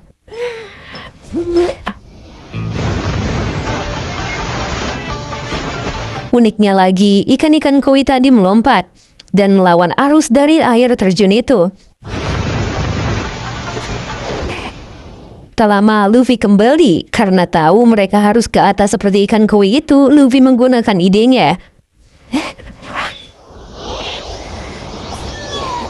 yaitu menarik kapal Sunny menggunakan ikan-ikan koi di depannya.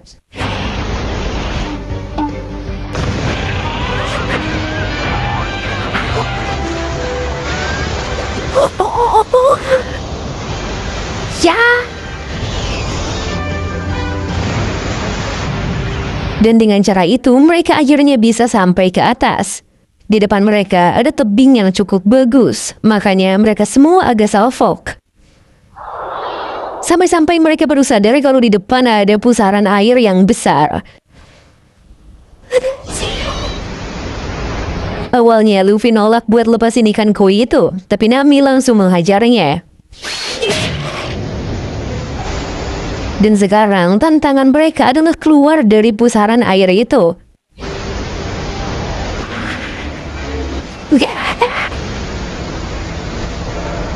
Tapi sayangnya mereka terperangkap di pusaran air itu sampai Luffy tenggelam.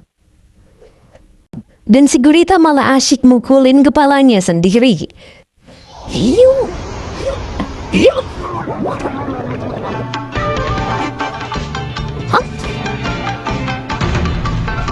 Sekarang kita beralih ke negeri Wano. Kita diperlihatkan tradisi, budaya dan visual negeri ini.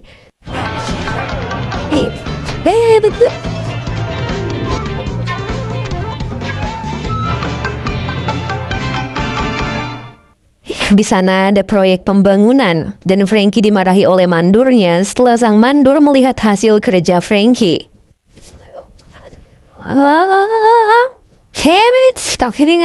Ternyata si mandur bukan memarahi. Walaupun Frankie anak baru di sana, ia memuji Frankie dengan cara kasar. Tampaknya susunan balok kayu di Wano mengambil referensi dari tradisi Jepang, yaitu Kigumi. Awalnya Frankie ikut-ikutan bicara keras kayak bosnya, tapi mengingat harus menjalankan peran, Frankie kembali berpura-pura dan menerima pujian itu sebagai anak baru. Arigatou gozaimasu. Sekarang Frankie menggunakan nama Franosuke sebagai tukang kayu. Sementara itu, Usopp sedang mencari perhatian publik. Di sana ia menunjukkan pedang terkenal yaitu Sandai Kitetsu. Ia juga memperagakan bahwa pedang itu sangat tajam. Itu, sakepan kiretten no ga mai ga hachimai. Setelah mendapat perhatian publik, tak main-main ia mengiris kulitnya sendiri hingga berdarah. Lalu ia menunjukkan minyak katak. Shimu itu nureba tak dioleskan ke lukanya langsung sembuh dan pendarahannya berhenti. Berkat presentasinya yang bagus, Usopp mendapat banyak pembeli minyak kataknya. Tampaknya si Usopp juga mengambil referensi Jepang asli yaitu Gama no Abura yang populer di era Edo. Sekarang Usopp menggunakan nama Usohachi sebagai pedagang minyak katak. Sementara Robin sedang berlatih kelas menari dan tampaknya ini juga mengambil referensi dari Jepang asli yaitu geisha. Sebagai wanita penghibur kelas bangsawan yang biasanya terampil di tarian, musik dan sebagainya. Sekarang Robin menggunakan nama Orobi sebagai geisha. Sedangkan Zoro, ia habis minum sake dan berperan sebagai Ronin. Sekarang Zoro juga menggunakan nama Jorozuro. Ronin juga diambil dari referensi Jepang Edo. Peran Zoro mungkin terlihat lebih santai dari yang lainnya, makanya ia banyak minum sake dan jalan-jalan malam. Dalam perjalanannya, Zoro tak sengaja melihat seseorang dibunuh. Seseorang itu juga berlari ke arah Zoro, tapi bodohnya Zoro malah menghentikan orang itu dan bilang dia harum parfum darah. Seseorang itu kabur setelah mendengar peluit penjaga, tapi kocaknya Zoro lah yang jadi tersangka pembantaian itu. Awalnya Zoro hendak melawan, tapi ia teringat pesan-pesan Kinemon. Si Munis, otogas bash. Moros, nama shogun di negeri Wano adalah Kurozumi Orochi. Dan pejabat pemerintah yang mematuhinya berada di bawah kendali Kaido. Karena itulah pejabat pemerintah sangat suka menindas, dan kalau mereka sebagai penyusup menyentuh mereka, Kaido akan mengetahuinya. Sampai seluruh sekutu berkumpul dan siap bertempur, keberadaan mereka jangan sampai diketahui orang. Mereka harus menyamar jadi penduduk dan menjalankan tugasnya masing-masing. Maka dari itu Zoro menyerahkan diri dan akhirnya ditangkap.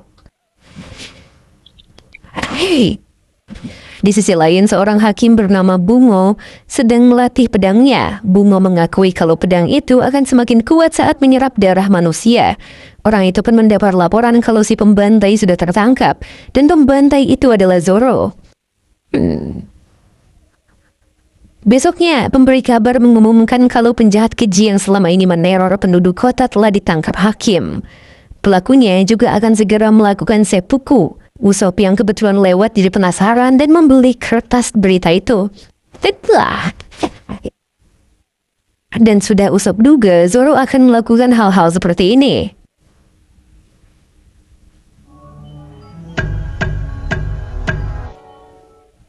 Di lain tempat, Zoro akhirnya menerima hukuman seppuku. Hakim Bungo juga menyita ketiga pedang Zoro dan ia memainkan salah satu pedang unik Zoro yaitu Meito Susui.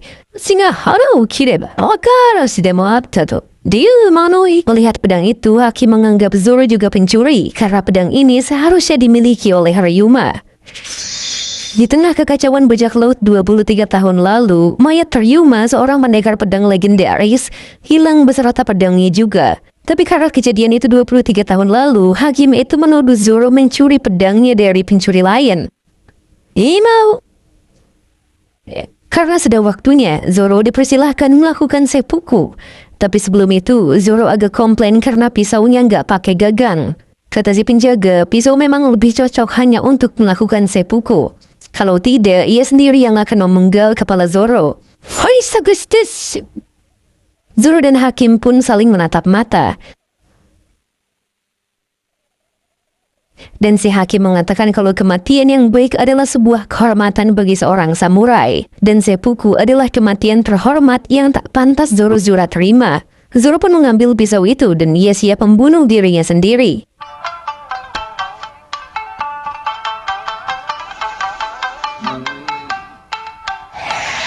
Namun Zoro menghentikan tikamannya. Ia langsung mengatakan bahwa dirinya mencium aroma darah dan si kebantai yang dimaksud sebenarnya adalah Hakim itu sendiri.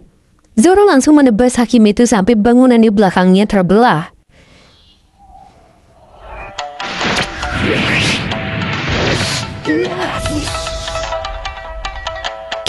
Sementara itu, Luffy terdampar di sebuah pantai.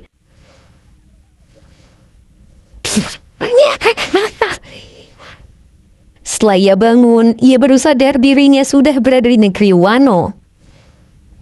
Aitsura, ia langsung mendekati kapal Sunny dan bertanya kemana perginya teman-teman yang lain. Sementara Zoro melawan para samurai bawahan si Hakim yang terus melawan hanya bermodalkan pisau.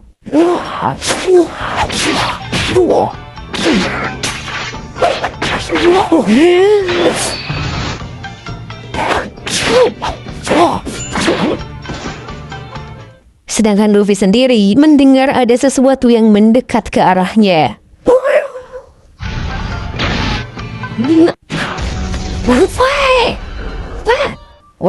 Ternyata ada seekor barong yang terpental ke kapal Sunny.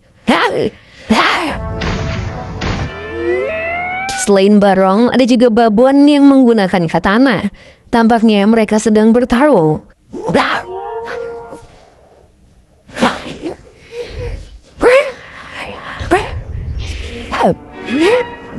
Luffy yang tak tahu binatang apa mereka hanya menonton dan memastikan pertarungannya tak merusak kapalnya. Luffy pun kembali berpikir. Ia berusaha mengingat kejadian sebelumnya. Di kejadian sebelumnya, setelah mereka menaiki air terjun, mereka melihat daratan. Tapi sebelum sampai, mereka tertelan pusaran air. Oh, sekarang karena bakal tenggelam, Sanji langsung memegangi Nami dan Carrot karena akan melompat dari kapal ke daratan. Mati diri Sanji! Bukan hanya mereka, tapi tampaknya Chopper dan Brook ikut-ikutan numpang lompatan Sanji.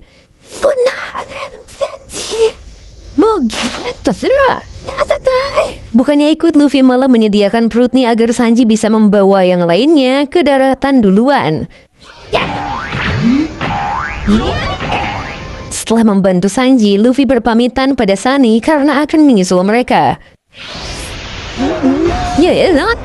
Tapi pas mau lompat, gurita sebelumnya malah menggagalkan lompatan Luffy sehingga mereka berdua bersama Sunny terserap pusaran air.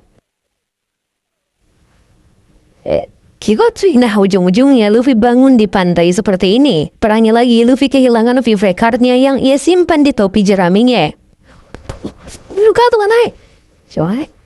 Balik ke Zoro. Zoro sampai membuat para samurai yang melawannya ketakutan. Padahal ia hanya membawa ketiga pedangnya yang disita.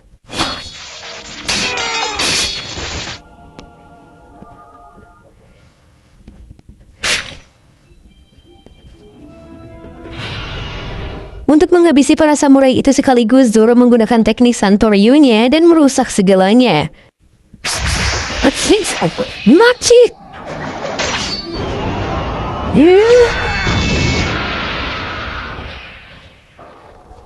Dan di situ Zoro akhirnya sadar kalau negeri ini hanya cuacanya saja yang bagus. Di suatu tempat, seorang bocil ditangkap oleh dua orang karena berbicara sembrono. Kata bocil itu, suatu saat klan Kozuki akan kembali dan memberi mereka pelajaran. Makanya bocil itu dianggap pengkhianat dan sekutu keluarga iblis, klan Kozuki. Dua orang yang membawa bocil itu melihat sebuah kapal dan satu kru di pantai. Mereka berdua pun melapor pada bos mereka. Sesuai laporan, memang ada penyusup. Makanya mereka berniat menidurkan si penyusup itu dan membawanya. Para bawahannya itu sudah membidik Luffy, tapi Ken Bunshoku Luffy juga kuat. Makanya tembakan kayak tadi sepele banget. Itu sekalinya. Dengan satu pukulan, Luffy menjatuhkan satu dari mereka.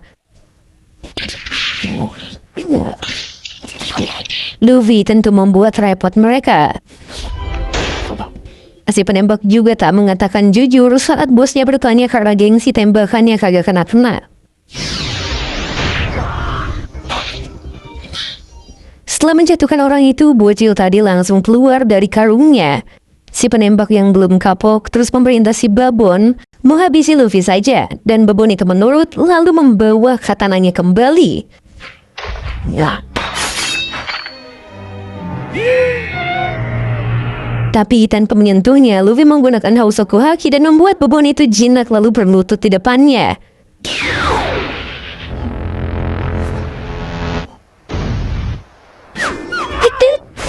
Bukan hanya si babon, tapi Komainu atau si Barong juga mendekati dengan jinak. Mereka berdua bahkan jadi tenang. Kasin janezo, kayak bikin apa? Saat si penembak itu hendak kembali menyerang, si bocil tadi langsung memukul kepalanya. Tapi pukulannya kurang keras dan Luffy lah yang mengakhiri orang-orang itu.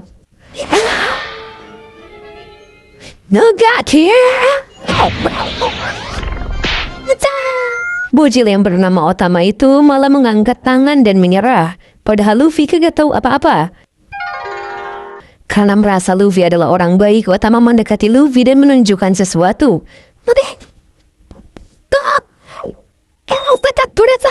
Lalu ia pun mencopot pipinya dan berubah jadi Dango. Dango itu pun ia berikan pada si babon. Kita kembali ke kota. Semua penduduk masih dibuat panik karena si pembantai yang tertangkap itu malah berhasil membunuh hakim. Kabar itu juga terdengar oleh Franky yang sedang bersama rekan kerjanya. Rekannya itu memberitahu kalau pembantai yang sedang ramai sekarang menggunakan 3 pedang. Karena sang bos memarahi mereka. Akhirnya mereka kembali bekerja. Tapi di hati Franky, ia sudah tahu kalau ini kelakuan si Zoro. Robin yang berjalan hendak berlatih kembali, malah dikejutkan dengan keramaian yang menunjukkan poster sang pembantai yaitu Zorojura. Zoro! Tapi Robin tetap melanjutkan penyamarannya. Setelah itu, Usopp juga mengunjungi papan pengumuman tersebut. Di sana ia mengeluh dan sudah menduga kalau Zoro pasti ngerusuh. Gelagat Usopp malah dicurigai penjaga sebagai rekan si pembantai. Tapi kemampuan berbohong dan akting Usopp luar biasa. Ia menangis dan pura-pura khawatir terhadap pembantai ini. Ia juga mengaku punya 10 anak yang tak akan ia biarkan keluar rumah akibat kekhawatirannya terhadap pembantai tersebut. Si penjaga itu sampai terharu dan bahkan terus bertugas mencari si pembantai.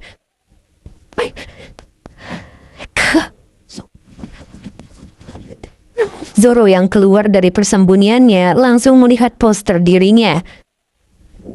Balik Luffy, Otama memberikan Dangonya pada si babon, tapi si babon belum sepenuhnya jinak pada Otama. Tapi Otama melempar Dango itu dan membuat babonnya beneran jinak. Manis tadi aja. Si Barong juga ternyata peliharaan Otama yang dinamai Komachio. Setelah berkenalan satu sama lain, Luffy juga bertanya soal negeri Wano, yang mana Otama menjawab kalau ini memang Wano Kuni, lebih tepatnya daerah Kuri. Wano Kuni dease, toyobarera sata dease, haniki. Aniki. Otama juga memanggil Luffy Aniki atau kakak karena telah menyelamatkan nyawanya. Setelah itu Luffy bertanya mengapa Otama dikejar oleh dua orang itu. Otama pun menceritakannya. Saat itu Otama pergi ke kota untuk membeli sesuatu. Dan dalam perjalanan pulang ia bertemu orang-orang jahat pemilik babun tadi. Untuk melindungi Otama, Komachiyo bahkan bertarung melawan si babun itu. Jadi karena itulah mereka berdua bertengkar. Tapi saat itu terjadi, semua barang-barang Otama dirampas oleh mereka. Otama sangat kesal dan tanpa sadar mengeluarkan kata-kata tabu di sini. Makanya Otama ditangkap. Oh my God. Tapi di saat ia berpikir takkan bisa pulang lagi ke rumah, ia diselamatkan oleh Luffy. Karena itulah ia ingin membalas kebaikan Luffy. Luffy juga ingin bertanya soal Wano Kuni, tapi perutnya keroncongan. Mendengar itu, Otama tampaknya akan memasakkan sesuatu, tapi sebelum mereka ke rumah Otama, mereka menyembunyikan Sunny terlebih dahulu. Luffy juga nyari makanan di kapal, tapi sayangnya udah acak-acakan. Makanya Otama langsung ngajak Luffy buat ke rumahnya aja. Gimana? Mereka ke rumah Otama dengan menunggangi Komachiyo dan memberi nama si babun tadi yaitu Hihimaru.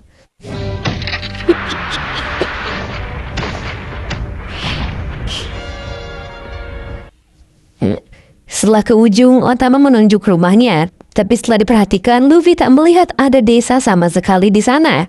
Makanya Otama langsung jelasin kalau desanya sudah hilang. Dan yang tinggal di sana hanyalah dirinya dan gurunya. Ia juga berkeinginan menjadi seorang kunoichi suatu hari nanti.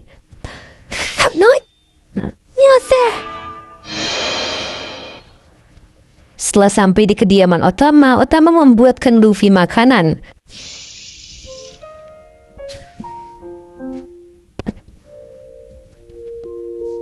Sedangkan Luffy yang menunggu malah belak-belakan bilang kalau rumah Otama sempit, bau dan kotor.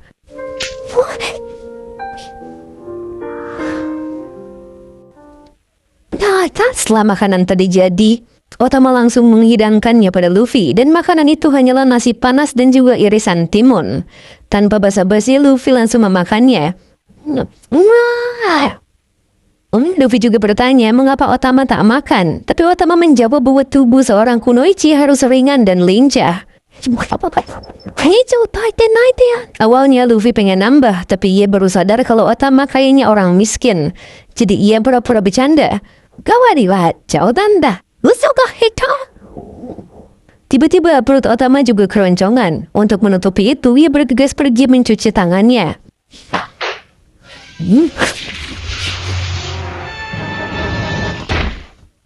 Walau porsinya kurang, tapi Luffy tetap menghargai pemberian Otama. Luffy tahu kalau anak itu baik. Tiba-tiba saja ia dikagetkan dengan seseorang yang datang. Orang itu langsung menghunuskan pedangnya saat melihat semangkuk nasi habis oleh Luffy sendirian. Sedangkan Otama sendiri meminum air sungai untuk menahan laparnya. Di sisi Luffy sendiri, ia hampir dihajar orang itu. Orang itu meminta penjelasan mengapa Otama memberikan makan pada Luffy. Padahal Otama sendiri belum makan sama sekali. Setiap hari, dia selalu menganyam topi bambu. Meski terjual semua, uangnya hanya cukup untuk menghidupinya sehari. Saat Luffy melihat keadaan sekitar, di sana tampak hancur lebur seperti sengaja dihancurkan. Orang itu juga menambahkan, kalau mereka tidak bisa makan, kadang juga mereka makan biji-bijian yang biasa buat empan burung. Maka dari itu, setidaknya 2 kali dalam setahun, yaitu tahun baru dan ulang tahunnya, ia ingin Otama merasakan makan nasi. Hari ini, ia juga memberinya uang agar Otama bisa membeli beras di kota untuk merayakan ulang tahunnya yang ke-8. Dan sayangnya, sekarang nasi itu habis oleh Luffy. Tak lama, Otama datang dan menjelaskan pada orang itu. Ia meminta maaf karena berasnya dipakai untuk Luffy makan. Semua itu karena Luffy telah menyelamatkan nyawanya. Di sini tampaknya Otama juga sakit dan malah muntah. Orang itu tahu Otama pingsan karena meminum air sungai untuk menahan laparnya. Sungai di negeri ini sudah tercemar oleh limbah pabrik Kaido.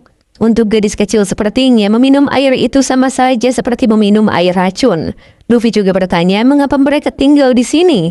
Makanya orang itu menjelaskan kalau sebenarnya memang ada tempat yang layak. Otama selalu menunggu seseorang yang sudah berjanji di sini. Orang itu bernama Ace. Mendengarnya membuat Luffy sangat terkejut. Luffy juga memastikan apakah Ace yang dimaksud adalah Portgas di Ace. Dan setelah Otama memvalidasinya, Luffy malah mengatakan kalau Ace telah meninggal. Ace kah? Yes kah? Ace lah Shinda. Kabar itu tentunya mengejutkan mereka berdua, khususnya untuk Otama yang benar-benar tak percaya. Ia bahkan menangis sampai pingsan.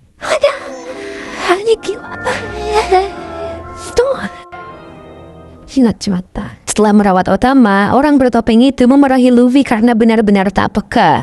Karena walau Ace sudah meninggal, sekarang bukan saat yang tepat untuk mengatakan hal seperti itu.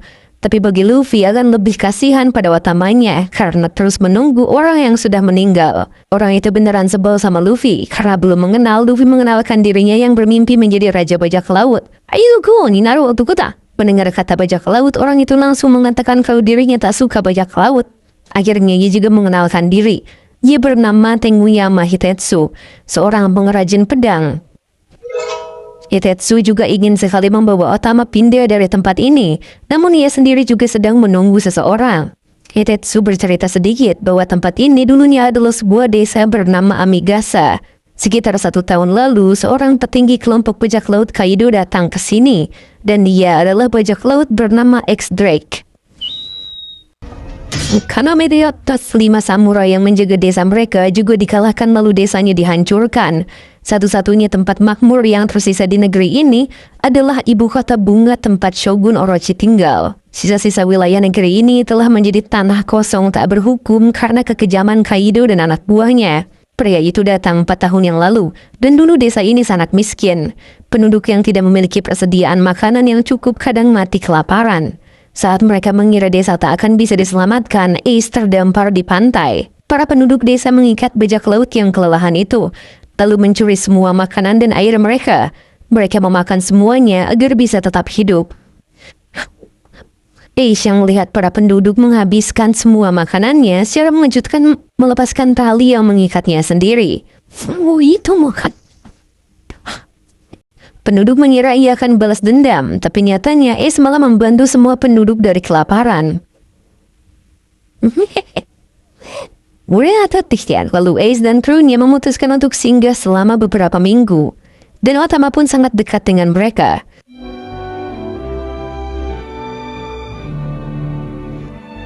Hitotsu saja tak percaya kalau nyawa mereka diselamatkan oleh seorang bajak laut yang terdampar.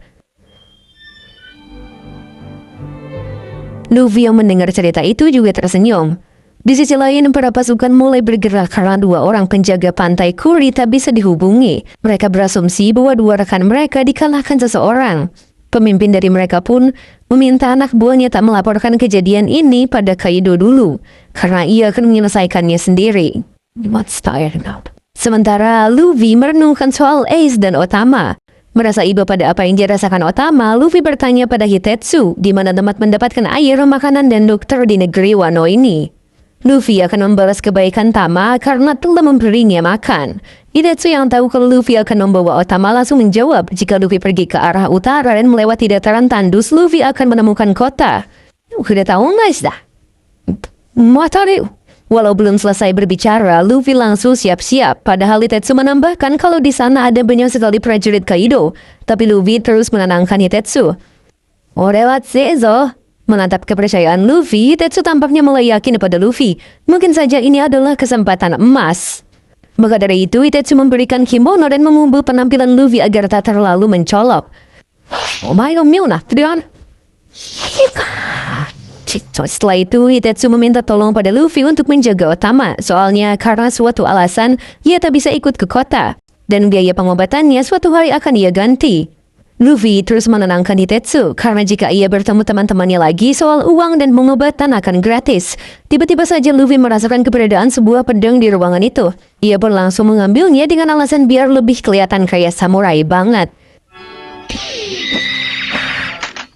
Katana mo kariza? Ya, itu kira. Leo, mate. Saat Luffy hendak pergi, Hitetsu melarang Luffy membawa pedang itu. Karena pedang itu ditempa oleh leluhurnya yang bernama Kotetsu. Selain itu, pedangnya adalah salah satu pedang kuat di dunia. Pedang itu masuk ke kategori 21 Owazamono yang artinya pedang tajam berlevel kuat. Dan nama pedang itu adalah Nidai Kitetsu.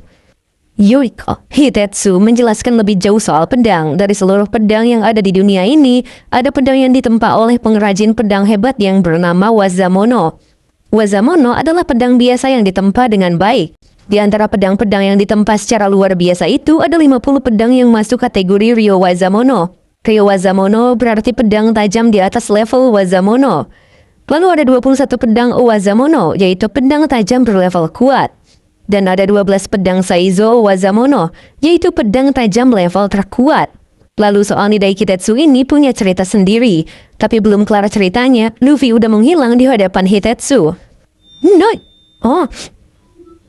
Mate. Karena bahaya, Hitetsu mengejar Luffy. Tapi Luffy tetap berlari dan malah pengen nuker pedang yang ia bawa itu dengan pedangnya Hitetsu. Tapi Hitetsu juga gak mau karena pedangnya juga termasuk Meito. Hitetsu melarang Luffy bawa Nidai Kitetsu karena pedang itu memiliki kutukan. Tapi Luffy gak peduli dan kabur begitu aja. Aduh guys, Saat dalam perjalanan, Komachio juga mengantar mereka. Alhasil Luffy menungganginya menuju kota.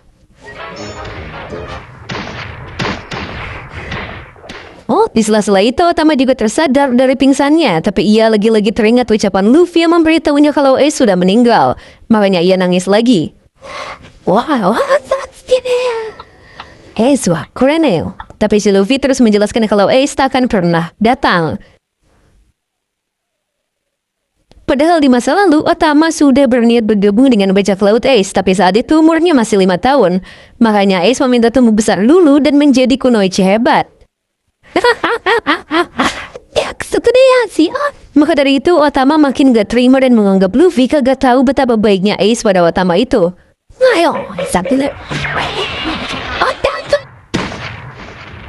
Pada akhirnya, mereka pun keluar dari hutan bambu dan ternyata wilayah setelahnya beneran tandus.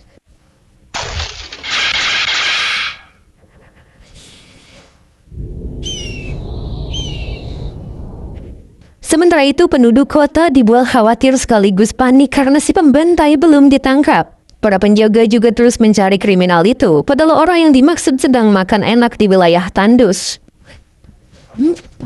Kawaii. Tapi Zoro masih ngeluh karena kagak punya sake. Di dekat Zoro, ada seorang wanita yang dikejar bawahan Kaido. Maka dari itu, Kenbun Zoro aktif. Balik Luffy, di sana ia melihat banyak sekali hewan dan jadi lapar melihatnya. Luffy pun memberitahu kalau Otama lapar seharusnya memakan mereka saja. Tapi kata Otama itu mustahil. Semua samurai yang cukup kuat untuk melakukan itu telah tertangkap atau menjadi perampok. Selain itu, para hewan meminum air sungai yang tercemar. Kalau memakan mereka, tubuh manusia biasa bisa terkena racun juga. Mereka pun melanjutkan perjalanannya. Di sana Luffy juga melihat banyak pabrik yang mencemari lingkungan itu. Di sana ada pabrik pertambangan dan juga pabrik senjata. Soal makanan, Shogun dan Kaido punya ladang pribadi yang tak tercemar. Makanya di sana ada air bersih, beras, ikan, dan daging yang sangat banyak. Setelah menjelaskan, Otama lagi-lagi pingsan dan demamnya sangat tinggi. Sementara di depan Luffy, si wanita yang dikejar itu diselamatkan oleh Zoro dengan mudah.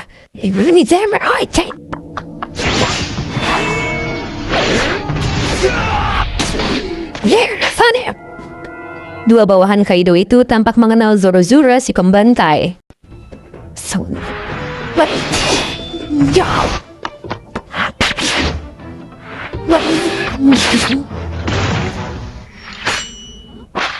Dengan menghajar mereka, Zoro jadi mendapatkan sake yang mereka bawa. Wanita itu juga berterima kasih karena telah dibantu. Walaupun Zoro sebenarnya cuma mengincar sakenya doang. Nani kau deh?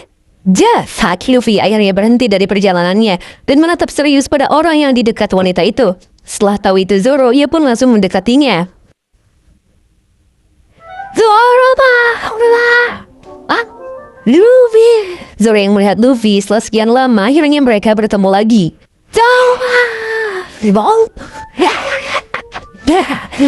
Luffy juga memberitahu kalau ia kesini bersama teman-teman yang lain walaupun terpisah. Ia juga malah fokus ke daging yang Zoro tangkap. Kono atari wa sakana no ya, kata Zoro, di sini banyak hewan liar, makanya soal makanan dan sake cukup gampang ditemui. Luffy memberitahu Zoro kalau hewan-hewan di sini terpapar racun, ya walaupun dia ngomongnya sambil makan juga. Ya, Luffy mengajak Zoro untuk ikut dengannya mencari dokter buat Otama. Tapi saat mereka hendak pergi, Basil Hawkins datang bersama anak buahnya. Oh my god.